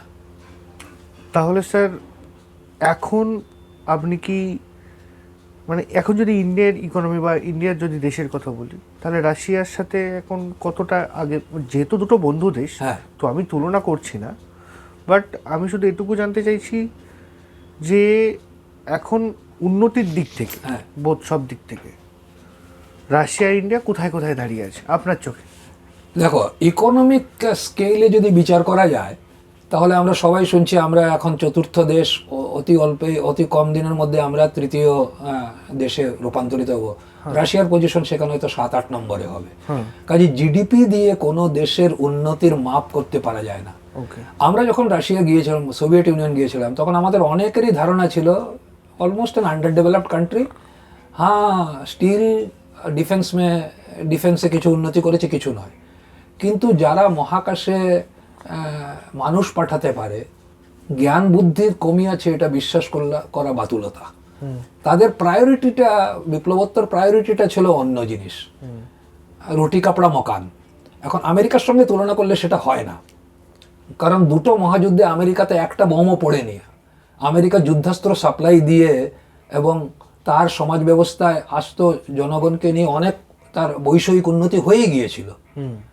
আজকেও যে অবস্থা, আজকে যদি আমরা বিশেষভাবে যদি দেখি, ভিয়েতনাম যুদ্ধে আমেরিকাকে পালাতে হয়েছিল কেন?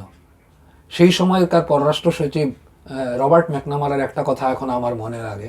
ম্যাকনামারা বলেছেন, an army can fight with an army, but an army cannot fight with a nation. War in its classical sense, we have already lost it. ভিয়েতনামের মতন একটা ছোট্ট দেশ যদি তার অধ্যবসায়, তিতিক্ষা, স্বদেশ প্রেমে এইরকম বড় একটা শক্তিকে হারিয়ে দিতে পারে, তাহলে তো অন্য কিছু প্রশ্ন করার জন্যই না না না। আজকে এই প্রসঙ্গে এই আমাদের রুশ ভারত মৈত্রীর যেটা আমরা অনেকখানি দেখে এসেছি, আমাদের যৌবন দেখে এসেছি, রাষ্ট্রসংঘের নিরাপত্তা পরিষদে প্রত্যেকবার পাকিস্তান সম্বন্ধে রাশিয়াকে ভেট দিতে হয়েছে। আজকে যেটা চীন পাকিস্তানকে ভেটও দিচ্ছে, না হলে অনেক দিন আগে এইটার হয়তো আমাদেরকে খুইয়ে দিতে হতো। বাংলাদেশের যুদ্ধের সময় আমেরিকা কিন্তু আমাদের পাশে দাঁড়ায়নি, পাকিস্তানের পাশে দাঁড়িয়েছিল। 6th ফ্লিট কিন্তু অলরেডি ভারত মহাসাগর থেকে বঙ্গোপসাগরে মুভ করা শুরু করে দিয়েছে, এবং আমেরিকা থ্রেটনিংও দিয়েছিল। এই থ্রেটনিংটা সরল যখন কাউন্টার মেজারে রাশিয়ানরাও তাদের ফ্লিট পাঠিয়ে দিল। ওকে। এই যে বোকারো স্টিল যে তৈরি হয়, এই বোকারো স্টিল কিন্তু রাশিয়ানরা আগে আমেরিকানদের সঙ্গে তৈরি হওয়া প্রায় ঠিক হয়ে গিয়েছিল, কিন্তু they wanted everything in gold or in dollar. এই প্ল্যানটা প্রথম ইন্ডিয়ান কারেন্সিতে তৈরি হয়। কাজেই ওদের স্বার্থেই হয়তোবা ওরা হাত বাড়িয়ে দিয়েছিল, আমাদের তৎকালীন সরকার হাত ধরেছিল। এবং এখনও কালকেও আমি দেখছিলাম, এককালে যখন আমেরিকার ইন্ডিয়ার ডিফেন্সের প্রায় 72% রাশিয়ার উপর নির্ভর ছিল, আজকে সেটা 39-40%। এখন আমরা ডাইভার্সিফিকেশন করছি, আমেরিকা থেকেও কিনছি, ফ্রান্স থেকেও কিনছি, হ্যাঁ, সবার থেকে কিনছি। কিন্তু এই সময়ের মধ্যে আমাদের দেশেও বিশাল উন্নতি হয়েছে বিশেষ বিশেষ ক্ষেত্রে। তবে এই উন্নতিটা হয়তো ডিস্ট্রিবিউশন আসতো ইন্ডিয়ার মধ্যে সমভাবে হয়নি। এই নিয়ে পরে আমরা কথা বলবো।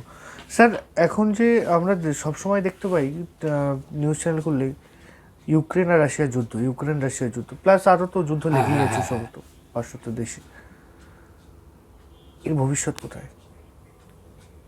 দেখো, এই ভবিষ্যৎটা, এইটা একটা ইন্টারন্যাশনাল স্টেজ। এই যুদ্ধটা কিন্তু প্রক্সি লড়াই। এই যুদ্ধটা ইউক্রেন আর রাশিয়ার মধ্যে যুদ্ধ নয়। এই যুদ্ধটা এই জন্যই এত সেন্সিটিভ যুদ্ধ।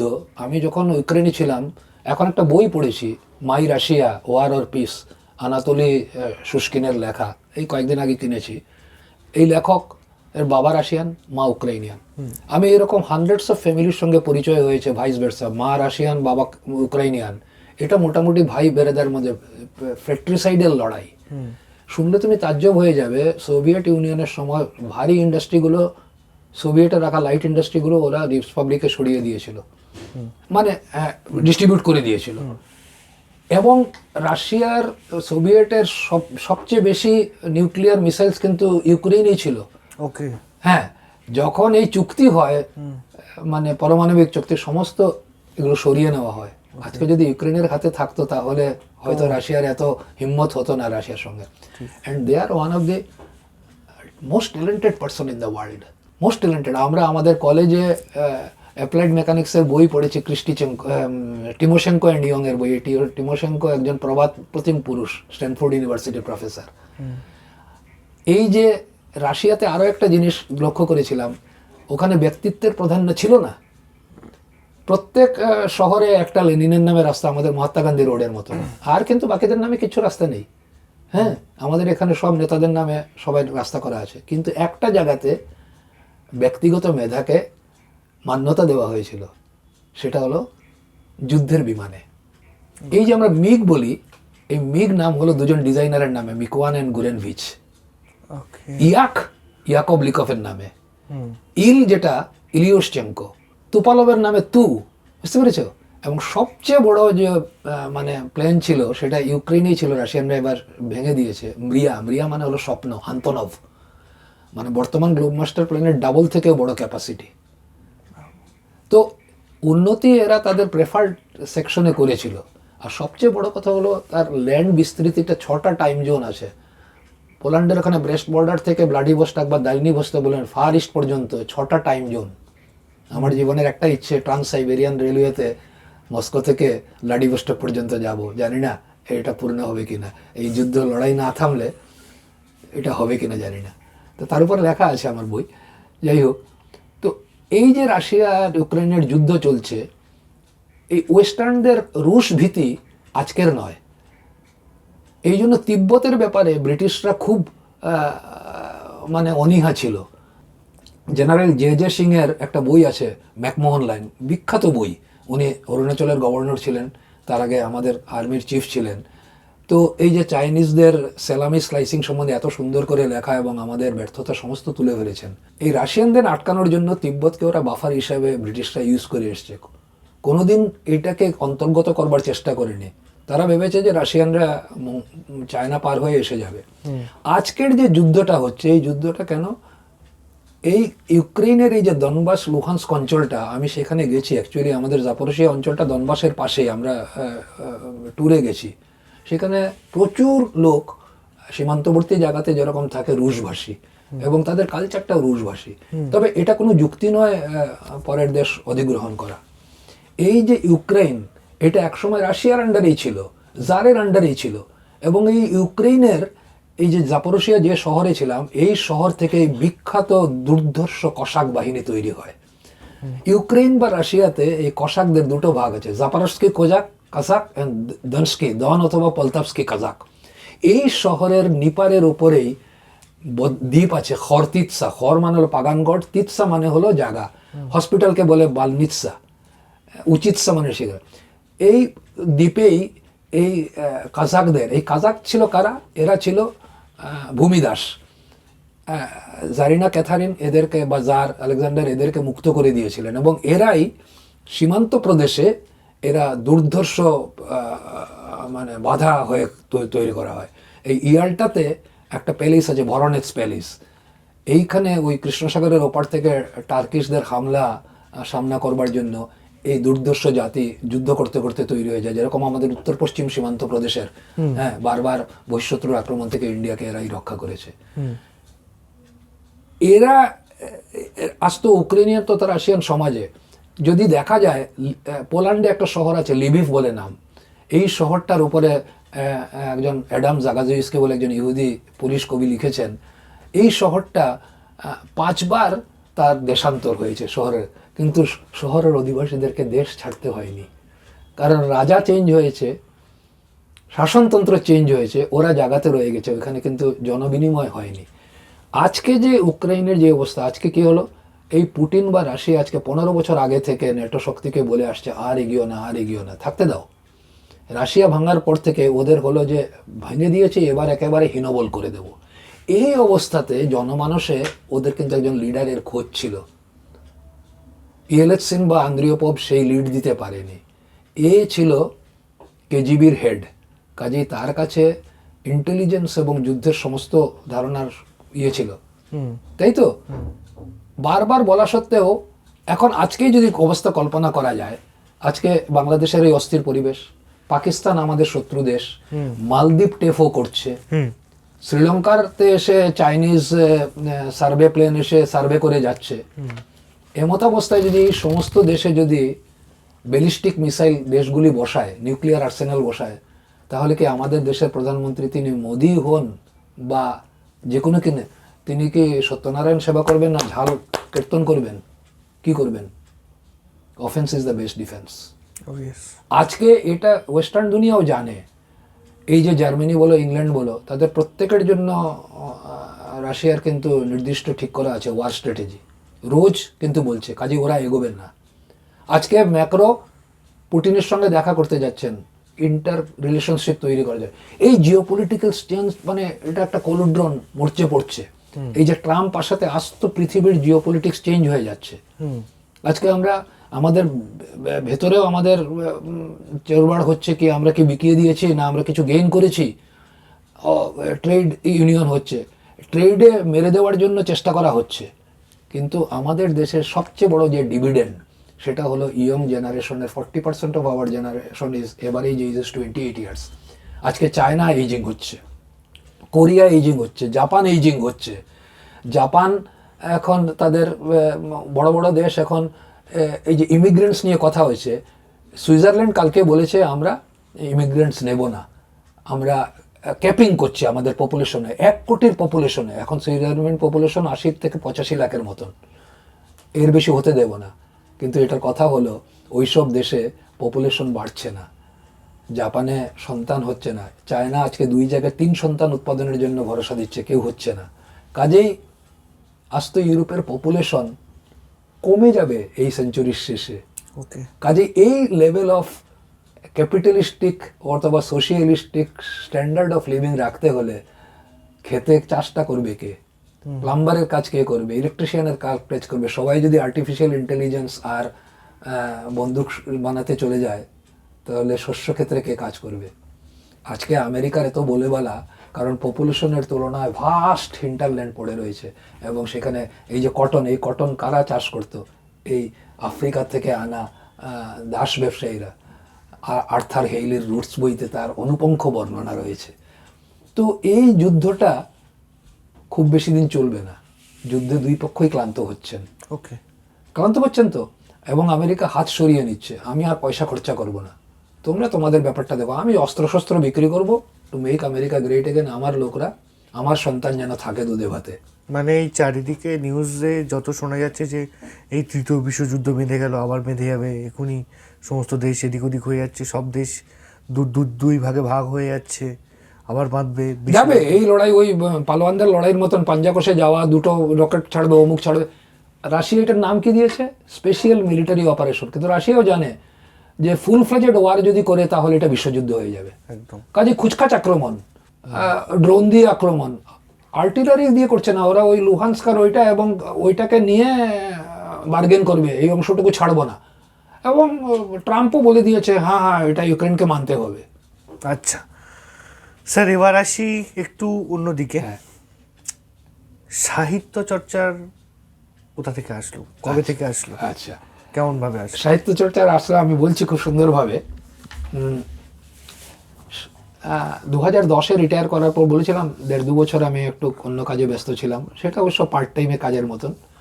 ইতিমধ্যে আমার ছেলে MBA পাশ করে আমেরিকাতে নিবাসী হয়েছেন, কাজেই আমাকে যেতে হতো, 2-3 মাস আমরা কাটাতাম। আমি কলকাতার পর কোনো শহর যদি আমার জন্মস্থানের পরে কলকাতাতে এসে 2007 থেকে আমি কলকাতাতে নিউটাউনে আছি। আমাকে অনেকে বলে আপনি তো নিউটনের ভীষ্ম পিতামহ, 18 বছর ধরে আছি, যখন কিছুই ছিল না নিউটনের তখন থেকে আছি, এই শহরকে গড়ে উঠতে দেখেছি। তো এই শহর সান ফ্রান্সিসকো শহর আমাকে গভীরভাবে টানে। আমি প্রচুর বই পড়াশোনা করেছি, সান ফ্রান্সিসকোর উপরে বইও লিখেছি, পাণ্ডুলিপি তৈরি হয়েছে, ছাপা হয়নি, হবে না জানি না। এই শহরের একটা আলাদা চেতনা আছে, এই শহর টানে আপনাকে। একটা বই, এই বইটা আছে, কুল গ্রে বলে নাম, এখানে নেই, একজন ট্যাক্সি চালকের জবান লেখা, তার বাবা জাপানিজ, মা আমেরিকান, অদ্ভুত সুন্দর, প্রত্যেকটা চ্যাপ্টারের পর আমার চোখের জল এসে যেত। তো এই হয়েছে কি, রাশিয়া থেকে ফেরার পর যখন এই 62-63 বছর বয়সে হঠাৎ একটা ভয়েড শুরু হলো, এই তখন আমার মা আমার পেছনে পড়লেন। আচ্ছা, আমি এখানে পড়ে শোনাচ্ছি। জাপোরোশিয়া নিবাসকালে মা বাবাকে লেখা চিঠিপত্র অতি যত্ন সহকারে রক্ষণ করার পর মা আমার হাতে তুলে দেন। বৃদ্ধ বয়সে বাবা মারা যাওয়ার পর সেই পুরনো স্মৃতি সব। শুধু এইটুকু ছিল অশীতিপর বৃদ্ধা মায়ের প্রত্যাশা, বাবা তুমি লেখো তোমার প্রবাস জীবনের কথা, কলম ধরো, ভগবান সহায় হবেন। এক যন্ত্রবিদ যার সারা দুনিয়া যন্ত্র আর যন্ত্রের নকশা, যন্ত্রের উৎপাদন, ম্যানেজমেন্ট, উৎপাদন নিয়ে ব্যস্ত, যার সুকুমার বৃত্তি যদিও বা কিছু থেকে থাকতো গলিত ইস্পাতের উত্তাপে বাষ্প হয়ে মিলিয়ে যেত, ভাবনা প্রকাশ পেত না, নিজেকে নিয়ে নিজেই ছিলাম সন্দিহান। এভাবেই কেটে গেল আরও কটা বছর। সেবানিবৃত্ত হওয়ার পরও মাও চলে গেলেন 2 বছর আগে, 92 বছর বয়সে। এবার আমার সান ফ্রান্সিসকো নিবাসী পুত্র পিতার আলস্য আর অনীহার প্রতিকারে মঞ্চে নেমে পড়ল। আধুনিক সভ্যতা, বিজ্ঞান, টেকনোলজির কল্যাণে রোজ কথোপকথন, ভিডিও কল আর এড়ানো গেল না, বসতেই হলো কাগজ কলম নিয়ে। খুঁজে বের করলাম 42 বছরের পুরনো চিঠিপত্র, বিবর্ণ সাদা কালো কিছু ফটো, বোকারোর স্মৃতি আর আশ্চর্য স্মৃতির সম্ভার আছড়ে পড়ল অবিরাম ধারায়। যে ঘটনা 40-42 বছরে একবারও মনে পড়েনি, তার অবিকল দৃশ্যপট অভিনীত হতে লাগলো আমার মানসপটে একের পর এক, আর দ্রুত গতিতে চলতে থাকলো কলম। মাত্র কয়েক মাসের প্রচেষ্টায় খাড়া হলো পাণ্ডুলিপি। দুঃখ শুধু এটাই, মা দেখে যেতে পারলেন না। সাহিত্যের আঙিনায় যন্ত্রবিদের অনধিকার প্রবেশ, হয়তোবা মনের তাগিদে, আর নিশ্চয়ই পিতামাতার আশীর্বাদ, স্ত্রী পুত্রের সস্নেহ তাড়না আর অগণিত বন্ধু বান্ধবদের সদিচ্ছার পরিণতি এই প্রয়াস। হৃদয়ের তাগিদে একটা আশ্বাস পূরণের ক্ষুদ্র প্রচেষ্টায় সরিদ পাঠকদের ভালো লাগলেই আমার আশাপূর্তি। অতি অল্প সময়ের মধ্যে লেখা যন্ত্রবিদের প্রথম প্রয়াস সাহিত্যের আঙিনায়, সারা জীবন কাটানো বাংলার ভৌগোলিক বৃত্ত আর বাংলা ভাষাভাষীদের সান্নিধ্য থেকে বহু বহু দূর। এই লেখায় থেকে যাবে অনেক প্রমাদ, কিছু অতিকথন, কিছু বিস্মৃতি। সহৃদয় পাঠকের কাছে থাকবে প্রার্থনা নিজ গুণে মার্জনা করার। ওকে স্যার, এই বইটার নামটা কি, যদি একটু ফ্রন্ট পেজটা আমাদের দর্শকদের দেখি। এই বইটার নাম তখন সোভিয়েত রাশিয়ার কাছে সোভিয়েত না লিখে আমি রাশিয়ার স্মৃতি হিসাবে লিখেছিলাম। ওকে, তবে এটা ম্যাক্সিমাম উক্রাইনের গল্প, কিছু কিছু রাশিয়ার তার প্রক্ষেপ রয়েছে। আস্ত রাশিয়ান যুব মানুষও এর বইয়ের মধ্য দিক দিয়ে চলা যায়, ছোট ছোট ঘটনার ভেতর দিক দিয়ে। আচ্ছা, আমি আমার দর্শকদের জন্য বলবো, স্যারের আরও কিছু বই পাবলিশড হয়ে গিয়েছে, অলরেডি অনেকদিন আগে পাবলিশড হয়ে গিয়েছে এবং সেগুলো মার্কেটে অ্যাভেলেবেল আছে। আমি সেগুলো ডেসক্রিপশন বক্সে প্রত্যেকটা ফটো সহ লিঙ্ক দিয়ে দেবো, আপনারা দেখে নেবেন।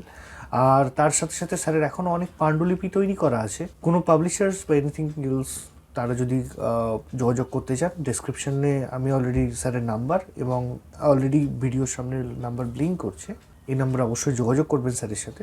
এটা হলো বাংলাতে এই বই লেখার পর এক সংস্করণে কিছু দান, কিছু উপহার, কিছু বিক্রি করে শেষ হয়ে যায়। আমার কর্মজীবনের সব সহকর্মীরা যখন জানতে পারলো তখন বলল বাংলাতে তো আমরা পড়তে পারবো না। তো তাদের অনুরোধে ইংরেজিতে লেখা এই বই। তখন পরিপ্রেক্ষিত চেঞ্জ হয়ে গেছে, কিছু সংযোজন, কিছু বিয়োজন, কিছু প্রাসঙ্গিক করে এই বই তৈরি হলো অ্যান ইঞ্জিনিয়ার রেমিনিসেন্স ইউক্রাইন 75-76। বইয়ের প্রচ্ছদপট পরিকল্পনা আমার ছেলের। এটা ইউক্রাইনের ফ্ল্যাগের প্রতিচ্ছবি এবং তার লেখাও, মুখবদ্ধ লেখাও আমার ছেলের। এটা আমাজনের থেকে পাবলিশ হয়েছে, আমাজন থেকেও কেউ, এটা আমাজন থেকে চাইলে অ্যাভেলেবেল আছে। ওকে, থ্যাংক ইউ সো মাচ। যেহেতু ভাষা আমাকে খুব আকৃষ্ট করে, আমি হঠাৎ করে অনুবাদের সাহিত্যে গেলাম। এই আশ্চর্যের ব্যাপার, এই ঘটনাটা না বললেই নয়। অনেকবার সান ফ্রান্সিসকো যাওয়ার সময় সান ফ্রান্সিসকোর পালো আল্টো, যেখানে স্ট্যানফোর্ড ইউনিভার্সিটি, সেইখানে একদিন দ্বীপ্রহরিক পারিবারিক ভ্রমণে আমরা যাচ্ছি। তো ছেলে নিয়ে যাচ্ছে, বিশাল বড় বইয়ের দোকান, তার মধ্যে লেখা ডিসকাউন্ট ডিসকাউন্ট ডিসকাউন্ট। তো ডিসকাউন্টে ভারতবাসী মাত্রই খুবই উৎসাহী, ঢোকা গেল। অল্প কিছু দেখার পর পেল্লায় থান ইট সাইজের সমুদ্রবিজ্ঞান নয়, সামুদ্রিক বৃত্তান্তের ইতিহাসের উপর একটা বই খুব কম দামে কিনে বেরোনো গেল। বেরিয়ে দেখলাম যে নিচের একটা ইয়ের মধ্যে রেকের মধ্যে কিছু বই পড়া রয়েছে। কি বই? ছেলে বলল এসব বই লোকে পড়ে এখানে দেখে গেছে, you can pick it up, nothing to be paid, ফোকটে পাওয়া যাচ্ছে। কাজে নুয়ে হাতড়াতে হাতড়াতে একটা বই চলে এলো হাতে। বইটা পাল্টে দেখলাম এটা কবিতার বই। তবে তার মধ্যে সবচেয়ে বিষয় হলো এই লেখকের নাম জানি না, কোনোদিন পড়িনি, ছোট ছোট কবিতা। তার মুখপত্রিতে পড়ে দেখলাম তিনি আমেরিকার বিখ্যাত রোমান্টিক পয়েট, সেই যুগের সবচেয়ে বড় রোমান্টিক পয়েট, একবিংশ শতাব্দী, বিংশ শতাব্দী, রড ম্যাকুইন। পরে শুনলাম তার লেখা ইউনিভার্সিটিতেও পাঠ্য হয়। বইয়ের মধ্যে, কবিতার মধ্যে আন্ডারলাইন করা, স্টার মার্ক করা, মনে হলো কেউ বইটা পড়েছে, ভালো লেগেছে, কাজেই তুলে নাও। এই বইটা নিয়ে চলে এলাম। তারপরের ইতিহাস পড়ে শোনাচ্ছি। তারপর কেন এই অনুবাদ করা, এটা আমার প্রথম অনুবাদের বই বলতে পারা যায়। তো সেটাতে হলো কি, কেন এই অনুবাদের প্রচেষ্টা? ফিরে যেতে হবে বেশ কয়েকটা বছর আগে। 2014 সালের কথা। আমেরিকা নিবাসী একমাত্র পুত্রের সান ফ্রান্সিসকো উপশহরে যে কথাটা বললাম, বিনামূল্যে তুলে নাও, পরে দেখা যাবে, দেশে ফেরা হলো। যথাকালে সেই বই ঢুকে গেল আলমিরার তাকে, আর হারিয়ে গেল স্মৃতিপট থেকে। 2018 বর্ষার এক সকালে ঘুম ভেঙে গেছে ভোর 5টায়। আকাশ জুড়ে মেঘের ঘনঘটা, মুহুর্মুহ বজ্রগর্জন, আকাশ চেরা বিদ্যুৎ চমক, সমস্ত বিশ্ব চরাচর প্রায় চুপচাপ। হাতে আমার সেই বই, লেখক রড ম্যাকুইন, বইয়ের নাম এলোন। আমার বহুতল নিবাসের নতলার দক্ষিণ কোলা বারান্দার চেয়ারে বসে পড়ে চলেছি একের পর এক কবিতা। কবি আমাকে নিয়ে চলেছেন আমার ফেলে আসা যৌবনে, যখন দুনিয়াটাকে একটু একটু করে বুঝতে শিখছি। আমার দীর্ঘ কর্মজীবনের টুকরো টুকরো একাকিত্বের শোভাযাত্রা একের পর এক চোখের সামনে ভিড় করে দাঁড়ালো। আচ্ছন্নের মতন পড়ে চললাম। আশ্চর্য এক অনুভূতি, সাগর পারের সহস্র কিলোমিটার দূরে কবি বলে চলেছেন, আর আমার কানে অনুরণিত হয়ে চলেছে তার কথা। আমাকে আমার নিরাপদ গোপন সত্তা থেকে টেনে বাইরে নিয়ে এসে যেন ছুঁড়ে ফেলে দিলেন জগতের খোলা আঙিনায়। অনুভব করলাম ভিড়ের মাঝে আমরা সবাই একা। আধুনিক বিশ্বের সবচেয়ে বড় অসুখ একাকিত্ব। বাইরে অবিরাম বাড়িধারা, আর আমার চোখ ছাপিয়ে অশ্রুধারা। কবির কথাতেই আমি হাঁটতে থাকি তোমার সাথে সাথে, আর বৃষ্টি নামে অশ্রুধারার মতো। কবির কাব্য সমগ্র অনুদিত হয়েছে পৃথিবীর অনেক ভাষায়। অবসরপ্রাপ্ত কবিতাপ্রেমী এক যন্ত্রবিদের মনের গহীনে প্রশ্ন জাগলো, বাঙালি পাঠককে কি পরিচয় করিয়ে দেওয়া যায় না কবির সঙ্গে? দীর্ঘ টানাপোড়েনের পর সীমিত প্রয়াস, অনুবাদের প্রথম প্রয়াস। একথা জানি, অনুবাদের মাধ্যমে পাওয়া যায় না আসলের তাপ, স্বাদ বা দিগদর্শন। ভাষা আলাদা, পারিপার্শ্বিক আলাদা, পাঠককুলের পছন্দ অপছন্দ আলাদা। তবু সব কিছুকে পার করে মনের অন্তঃস্থলে এক অকুল প্রার্থনা, ভালোবাসা, প্রেম, প্রতীক্ষা, আমন্ত্রণ, বিসর্জন, এ তো সার্বজনীন, দেশকাল পাত্র সব কিছুকে পার করে। তবু এই ক্ষুদ্র প্রচেষ্টা, পাঠকের যদি সিকিভাগও ভালো লেগে থাকে তাতেই হব আপ্লুত। আর শব্দানুবাদ, ভাবানুবাদের সীমানা পার করেও থেকে যাবে পাঠকের নিজস্ব চাহিদা, রসাস্বাদনের আকুতি। তারই আশাপূর্তির জন্য ছোট্ট এক প্রয়াস, যেমনভাবে পাঠক নেবেন। কবিতার মূল ইংরাজি নামের অনুবাদ করা হয়নি ইচ্ছাকৃতভাবেই। পাঠক কখনো বা মূল কবিতা পড়ে দেখতে পারেন। আচ্ছা, বইটার ফ্রন্ট পেজটা একটু দেখিয়ে দেবেন। একাকী, রড ম্যাকুইন। হ্যাঁ, তারপর আমি এই কবির প্রেমে পড়ে গেলাম। ছেলেকে বললাম এই কবির লেখা পাঠাও। আমার পুত্র আমাকে একের পর এক বই পাঠানো শুরু করলেন। তারপর অনুবাদ করলাম এইটা, সিজনস ইন দ্য সান। এই বইয়ের অনুবাদের কপির নাম হলো সূর্যালোকে ঋতুরঙ্গ। আচ্ছা, 16টা ভাষায় কবির লেখা অনুবাদ হয়েছে, এবং কবি তার গান রচনা করেছেন প্রচুর, ইউরোপে ট্যুর করেছেন, এবং হলিউডের সব বড় বড় গায়ক গায়িকা, লেডি গাগা থেকে শুরু করে উইলিয়ামস ব্রাদার্স, ডেনিস উইলিয়ামস, সমস্ত এরা তার গান গেয়েছেন। আচ্ছা স্যার, এবার একটা জিনিস বলি, আমাদের কোনো দর্শক যদি বই চায়, তাদের যদি বই প্রয়োজন হয়, তাহলে বইগুলো অ্যাভেলেবেল কোথায় পাবে? এখন অ্যাভেলেবল, এটা খুব কম সংখ্যক, আমার কাছে কিছু আছে। এক তো তোমরা আমার কাছে ডাইরেক্ট করতে, আমি পাঠিয়ে দিতে পারি অল্প মূল্যে সেটা। আর এই দুটো বইয়ের পর এই লেখকের আরও লেখা বই, আরও 3টে বই, এগুলো সমস্ত প্রত্যেকটা বই, একটা হলো sea around the sea around me Rod ম্যাকুইনের, হ্যাঁ, আরেকটা হলো Stanyan streets and other sorrows, আর এটা হলো লিসেন টু দি ওয়ার্ম। এই তিনটে বইও বাংলায় অনুবাদের পাণ্ডুলিপি তৈরি হয়ে গেছে, লিখে চলেছি। এগুলো এখনো ছাপা হয়নি, এগুলো ছাপা হয়নি, মানে ডিজিটালাইজ করতে হবে, ছাপতে করতে হবে হবে এখনো। হ্যাঁ, ওকে। আর রিসেন্টলি এই কয়েকদিন আগে এই বইটা অনুবাদ করেছি। এটা হলো সালাহ আল হামদানির লেখা, ইনি ইরাকের বিখ্যাত লেখক। এই বই পড়তে পড়তে আমি কেঁদেছি অনেকবার। ও বাগদাদ বিদায়, বাগদাদ এডিউ বইয়ের নাম। ইনি সাদ্দাম হোসেনের সময় জেলে নির্বাসিত হয়েছিলেন। এনার পড়াশোনা কিচ্ছু ছিল না, টুকটাক একটু আরবিকে লিখতেন।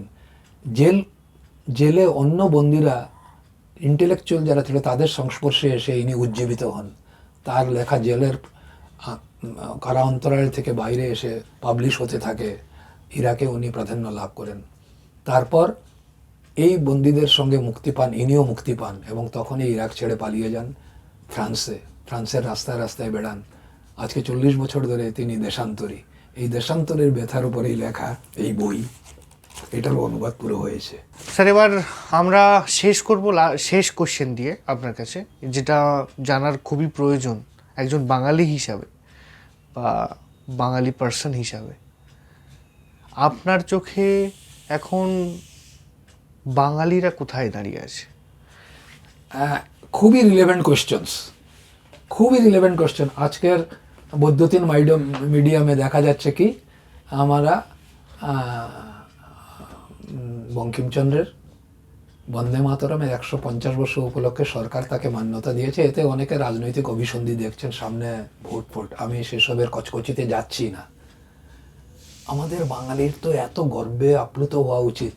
এই একমাত্র স্টেট বা নেশন বা জাতি যার দুটো গান, রাষ্ট্রগান, জনগণমন এবং, কিন্তু রাজনীতির কচকচিতে বেড়ে যাচ্ছে, এটা প্রাধান্য পাচ্ছে না। আমরা কেউ বলছি যে ভোটের জন্য বঙ্কিমকে এতদিন ভুলে আজকে বঙ্কিমদাকে প্রাধান্য দিতে গিয়ে রবীন্দ্রনাথকে খাটো করা হচ্ছে। এইসবে আলোচনায় যাওয়াটাই একটা বাতুলতা। একটা সময় ছিল যে বাঙালি মনীষীদের একের পর এক বিজ্ঞান, সাহিত্য, দর্শন, এটা কোনো ক্রমেও আমি মনে করি না যে ফ্রেঞ্চ রেনেসাঁস থেকে কিছু কম ছিল। কিন্তু হয়েছিল কি, একই সঙ্গে এত প্রতিভার বিস্ফোরণ। আজকে মেঘনাদ সাহা, সত্যেন বসু, জগদীশচন্দ্র বসু, এরা এক সময় দিকপাল ছিলেন। আজকে এই যে আর্টিফিশিয়াল ইন্টেলিজেন্সের এত কিছু হচ্ছে বা কমিউনিকেশনের এত কিছু হচ্ছে, তার পেছনে কিন্তু এআই ইন্টেলিজেন্সের এই বোস কন্ডেনসেট থেকে শুরু করে সব কিছু রয়েছে। এই মহাকাশের এত গবেষণার মধ্যে বোসায়ন রয়েছে। এখন আজকে আমরা কেন হারিয়ে গেছি? আজকে তো ইন্ডিয়ার জিওপলিটিক্স চেঞ্জ হয়ে গেছে। আজকে যদি আপনি একটা যে কোনো ইকোনমিক পত্রিকা রাখেন, ইকোনমিক টাইমস বা বিজনেস স্ট্যান্ডার্ড, দেখবেন রোজই কিছু না কিছুর বর্ণনা আসছে। আজকে কি হচ্ছে, এলন মাস্ক বলছেন যে এই যে বড় বড় জিসিসি প্রতিষ্ঠা হবে, এগুলো পৃথিবী পৃষ্ঠে চালানো ব্যয় সাপেক্ষ, কারণ এগুলো প্রচুর ইলেকট্রিসিটি কনজিউম করে এবং এগুলো হিটেড হয়ে যায়, এবং এগুলোকে কুল করতে হলে বিশাল পরিমাণ জলের প্রয়োজন। বলছে এটা টেরিস্ট্রিয়াল স্ফিয়ারে, এটা মহাকাশে স্থাপিত করা হবে। Revolutionary idea. বলছে ওখানে সূর্যকিরণ পৃথিবী থেকে 10 গুণ বেশি পায়, সোলার এনার্জিতে বেশি এনার্জি তৈরি হবে। আবার ওইখানে ঠান্ডা আবহাওয়ার জন্য কুলিংটাও কম করতে হবে। আজকে ইন্ডিয়াতে পেল্লায় সাইজের জিসিসি বসছে, গ্লোবাল কম্পিটিটিভ সেন্টার, যেখানে ডেটা সেন্টার হবে। বিশাখাপত্তনমে 50 বিলিয়ন খরচা হচ্ছে। সেমিকন্ডাক্টর ইন্ডাস্ট্রিতে আজকে স্টেটের মধ্যে মারামারি হচ্ছে। মহারাষ্ট্রতে বসার কথা ছিল, সেটাকে গুজরাটে নিয়ে গেছে। আজকে তেলেঙ্গানার মতো নতুন স্টেট, আমরা পড়ে আছি 4 পার্টে। এগুলো সানসেট ইন্ডাস্ট্রি, সানরাইজ ইন্ডাস্ট্রি নয়। আমরা লড়াই করছি, আমাদের মেধার কম নয়। আজকে ব্যাঙ্গালোরে কান্নাড়া ভাষীদের পরেই হয়তো বাংলাভাষীদের রাখ। আজকে আমাদের ছেলেরা কোথায় যাবে? যারা অল্প শিক্ষিত কিন্তু মেধাবী কর্মকুশলী, তারা গুজরাটে যাচ্ছে গয়নার শিল্পে কাজ করবার জন্য। বলে কি সুরাটের ধুলিকণাতেও ডায়মন্ড ছড়িয়ে আছে।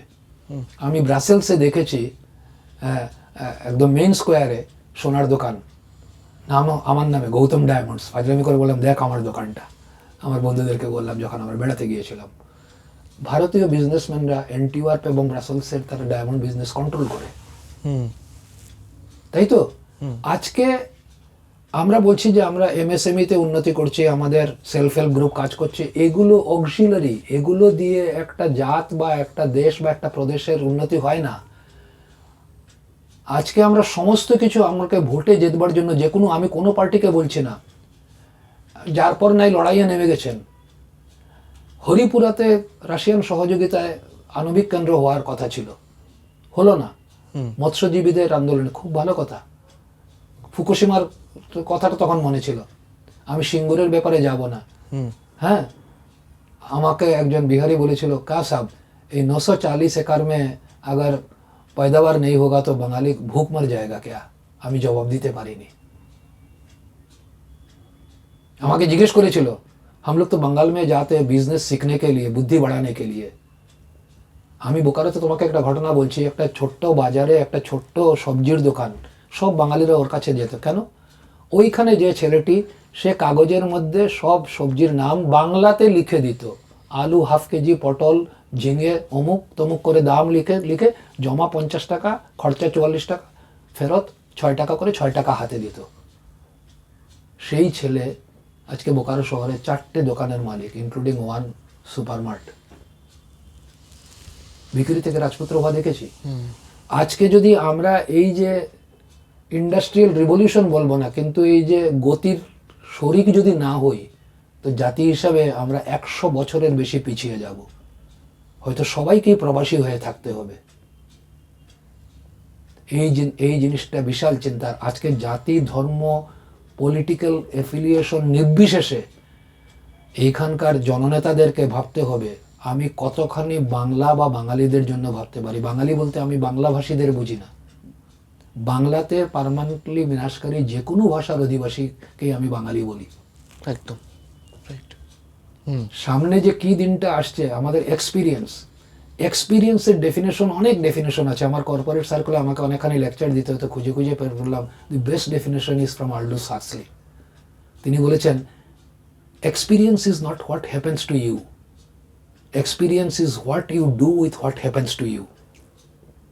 তো এই কথাটা কর্পোরেট লেকচারে নতুন প্রশিক্ষকদের বোঝাবার জন্য আমি ইন্ডিয়ান উদাহরণ দিতাম।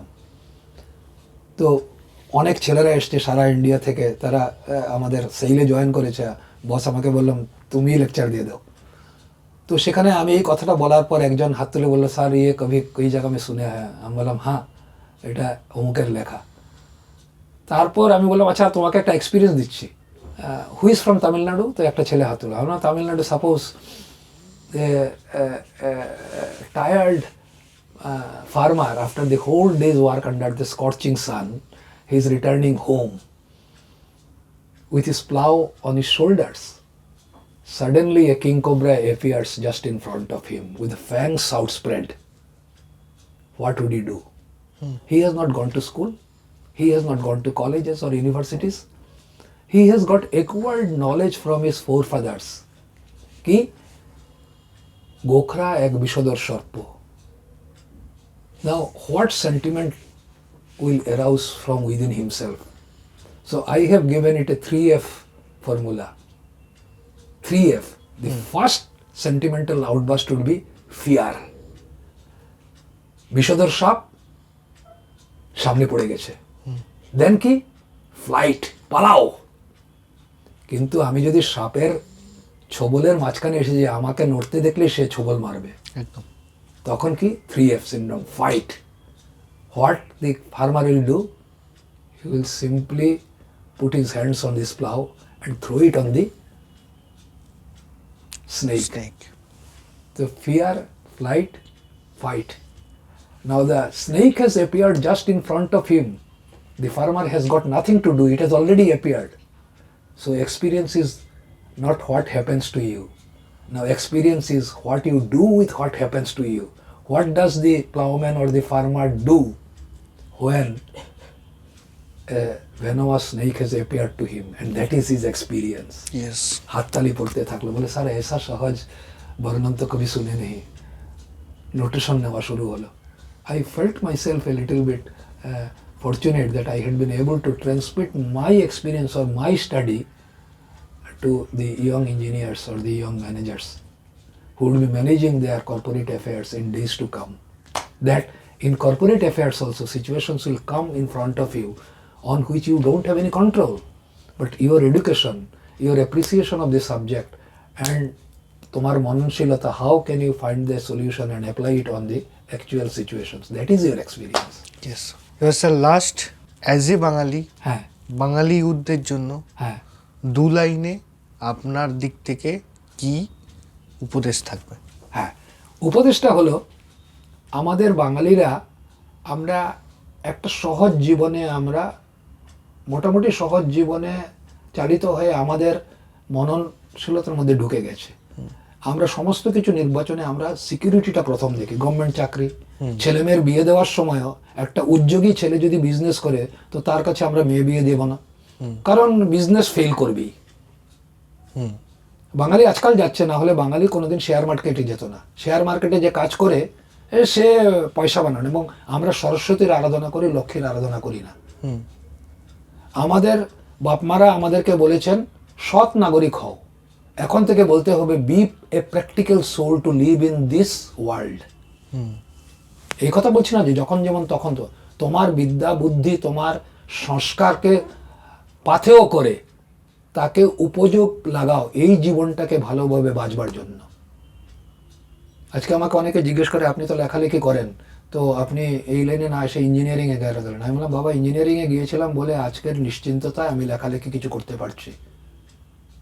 কটা লোক লিখে নিজের যাপন করতে পারে? সবাই তো সুনীল গঙ্গোপাধ্যায় হতে পারে না। কাজেই অনুশোচনাকে দূরে রেখে, লাইফ ইজ এ স্টেজ, শিক্ষা হলো তোমার পাসপোর্ট কিন্তু ভিসা নয়। আজকে আমাকে লন্ডন, আমেরিকা, ইংল্যান্ড, জার্মানি যে কোনো যেতে গেলে সেই দেশের ভিসা নিতে হবে। এই ভিসাটা কি? কর্মের এক্সপিরিয়েন্স বা এডেড নলেজ। আজকের আমাদের ইউনিভার্সিটি কলেজে যা পড়ানো হয় তার অধিকাংশ জিনিস কর্মক্ষেত্রে গিয়ে অ্যাপ্লাইড হয় না। আমি রাশিয়াতে দেখেছি তাদের ইউনিভার্সিটি থেকে ছেলেরা আসতো, আশ্চর্যের কথা তাদের বইয়ের মধ্যে সেই ইন্ডাস্ট্রিয়াল অ্যাপ্লিকেশন, সেই যন্ত্রের নাম যা লেখা আছে, আমাদের টিউটার যা শেখাচ্ছেন it is the same thing. ফিল্টারের নাম হলো, ইন্ডাস্ট্রিয়াল ফিল্টারের নাম হলো FDG, ফিল্টার ডিস্কোবই রিতকোই স্মাস্কা, disc filter for the liquid lubricant. ব্যাস, মাথায় ঢুকে গেল। এটা লুব্রিকেশনের তেলকে কাঁচড়াতে ভরে যায়, সেটাকে ফিল্টার করে আবার রিসাইকেল করে যন্ত্রে সাপ্লাই করার জন্য। তো ইউনিভার্সিটি ছেলে বুঝবেন আমরা ফিল্টারেই থেকে যাব। ওরা ওই যে ডে আর জে যা লাগিয়েছে, জে নয়, এটা মনে থাকলে বলে আরে এটা তো লিকুইড ফিল্টারের ব্যাপার। তো আমাদের শিক্ষাকে বৃত্তিমুখী করতে অনেক কাজ হচ্ছে এখন। সিলেবাস আমাদের সময় সিলেবাস থেকে আকাশ পাতাল তফাৎ। তবে হলো অ্যাপ্লিকেশন। আজকে এই নিউ টাউন শহরে একটা ITI নেই। এই ছেলেগুলো কোথায় যাবে? কিন্তু এই ছেলেগুলো রাস্তায় এসছে, তারা কাজ করে খাচ্ছে। সে এয়ার কন্ডিশন রিপেয়ার করা বা ইলেকট্রিক্যাল করা, তার প্রচুর চাহিদা আছে। কিন্তু এইখানে যদি এদেরকে জবরদস্তি নিয়ে এসে পড়াশোনা করে, তাহলে আজকে আমাকে একটা করতে হলে সল্টলেক থেকে না হলে কৈখালির থেকে ওই দিককার থেকে লোক আসে। এইখানকার লোক সে তো পড়াশোনাই করেনি, এই খালপাড়ের লোক পড়াশোনা করেনি। সে ছোটোকাল থেকেই অন্যভাবে দাঁড়ানোর জন্য মোমোর দোকান করে খাচ্ছে, না খেলে উপায় নেই। তবে উই আর ফরচুনেট যে এরা বিদ্রোহী হয়ে হাতে অস্ত্র হাতে তুলে নেয়নি। সন্ধ্যের সময় তুমি দেখবে এই রাস্তাতে ফুড স্ট্রিট হয়ে গেছে। এক্স্যাক্টলি তাই। সবাই আমরা আনন্দে আছি, মেলাতে যাচ্ছি, খাচ্ছি যাচ্ছি, গান শুনছি। কতদিন এই যে নিউ টাউন শহর, এটা তো পুরোপুরি বৃদ্ধাবাস। বেঙ্গলে তো ইনিশিয়াল লেভেলের চাকরি আছে, যেই প্রমোশন পাবে সেই লেভেলের IT সেক্টরে চাকরি নেই, তাকে পুনা যেতেই হবে, ব্যাঙ্গালোর যেতেই হবে, মাদ্রাস যেতেই হবে। তো আমার জায়গা তো খালি হয়ে যাচ্ছে। এটা খুব ভাবনার বিষয়। কাজে একমাত্র জিনিস হলো যেখানেই থাকো সেখানে নিজেকে উন্নত করবার সার্বিক প্রয়াস। টাইমটা কিন্তু বয়ে যাচ্ছে, এবং এই টাইমটা সবার জন্য সমান। আমার জন্য 24 ঘন্টা, দেশের প্রধানমন্ত্রীর জন্য 24 ঘন্টা, ট্রাম্পের জন্য 24 ঘন্টা। How better I can utilize this things. Yes, আমার মনে হয় এক এপিসোডে স্যারের সাথে কথা বলা বা স্যার থেকে সব কিছু নেওয়া পসিবল নয়। আজকের এপিসোড অনেক বড়, অনেক লং, অনেক ডিসকাশন। স্যার আপনাকে ধন্যবাদ। খুব তাড়াতাড়ি আমরা নেক্সট এপিসোডে বসবো, আবার নতুন কিছু নিয়ে কথা হবে অবশ্যই। আপনার সাথে। আমি সবসময় ইয়ংদের সঙ্গে থাকতে করি, আমি বুড়োদের সঙ্গে থাকার চেষ্টা করি। Thank you so much, কারণ sir. আমি যখন সকালবেলায় গিয়ে গল্প করি, অনেকের এই 2 বেডরুম 3 বেডরুম, বৌমা কি বললো, ছেলে কি বললো, এই নিয়ে আমি বললাম ছাড়ুন, একটু মজা হোক, একটু ফুসকুড়ি হোক, একটু পেছনে লাগা হোক। Definitely, হ্যাঁ, sir. কারণ আমাদের এই যে জীবন, আমরা যে আয়ু, আমার আজকে বয়স 76 বছর, আমি যে 76 বছর বলছি কোথার থেকে, 75 করে 76 চলছে, আমি 1950-এ জন্ম। This is chronological age. Deepak Chopra তার এজলেস বডি টাইমলেস মাইন্ডে বলেছেন না, এটা বয়স নয়, উনি নয়, অনেকেই বলেছেন। Our age is a combination of 3 ages. First হলো ক্রোনোলজিক্যাল এজে আমি কোন বছরের মডেল, এই গাড়ির মডেল যেরকম সেরকম আমরাও মডেল, 1950 মডেল আমি। তারপর হলো ফিজিওলজিক্যাল এজ। ফিজিওলজিক্যাল এজ হলো the age at which your cell is decaying. 40 বছর পরে কোনো মেটাবলিজম, যেটা কোনো আমাদের সেলের বৃদ্ধি হয় না, ক্ষয় হতে থাকে। হ্যাঁ, এইটা নির্ভর করে how mentally advance you are. যদি দুটো লোককে পাশাপাশি রাখা যায়, একটা লোক হাই পোস্টে কাজ করে, ডাইভোর্সি, অ্যালকোহলিক, তার সেল সমাজে সে ততখানি মানে অ্যাকসেপ্টেবল নয়। সে আসে যায়, বড় বাড়িতে থাকে, বড় গাড়ি চড়ে, বড় অফিসে কাজ করে, কন্টিনেন্টাল ট্যুর করছে, কিন্তু তার ব্যথা বেদনা শোনার কেউ নেই। আর আরেকজন পাড়ার, সে সারাদিন ডিউটি থেকে ফেরবার পর দেখে যে পাড়ার ছেলেরা লাইট জ্বালিয়ে নিচে ক্যারাম বোর্ড খেলছে, বলছে আরে দাদা এসো এক বোর্ড খেলে যাও। হ্যাঁ, ওকে ছাড়া দুর্গাপূজার তৈরি হয় না। আবার মড়া পড়ানোর সময় ও কাঁদ দেয়। যদি কম্প্যারিজন করা যায়, প্রথম জনের সেল ফার্স্ট ডিকে করছে, দ্বিতীয় জনের সেল রিটার্ডিং ভেলোসিটিতে। একদম। আর থার্ড এজটা হলো how old you feel you are. Morarji Desai তো 90 বছর বয়সে তরুণ ছিলেন। হ্যাঁ, এক একটা মানুষের এক একটা জিনিস তাকে চালিকা শক্তি দেয়। If the desire is intense, then the whole world conspire to make the things happen. Successful লোকের প্রত্যেকের ইচ্ছাটা ছিল তীব্র। এই যে আজকে কর্পোরেট দুনিয়াতে যারা উপরে যায়, আমি তাদেরকে খুব সামনে থেকে দেখেছি। তাদের কর্পোরেট প্রাপ্তির জন্য তারা হয়তো পরিবারকে তুচ্ছ করেছে, দেখা গেছে ছেলে মেয়ে মানুষ হয়নি, কিন্তু সে তার জায়গায় পৌঁছে গেছে, সে চেয়ারম্যান হয়ে গেছে। তো এই ব্যালেন্সটা খুব কম লোকেই করতে পারে। এক্স্যাক্টলি। আজ সময় শেষ, আজ এতটুকুই। যতটুকু বুঝলাম, বাঙালির ভাবার সময় তো এসেছে। পুরো এপিসোডটা দেখে অবশ্যই সাবস্ক্রাইব করবেন, শেয়ার করবেন এবং কেমন লাগলো কমেন্টসে জানাবেন। Thank you so much. দেখা হবে পরবর্তী এপিসোডে।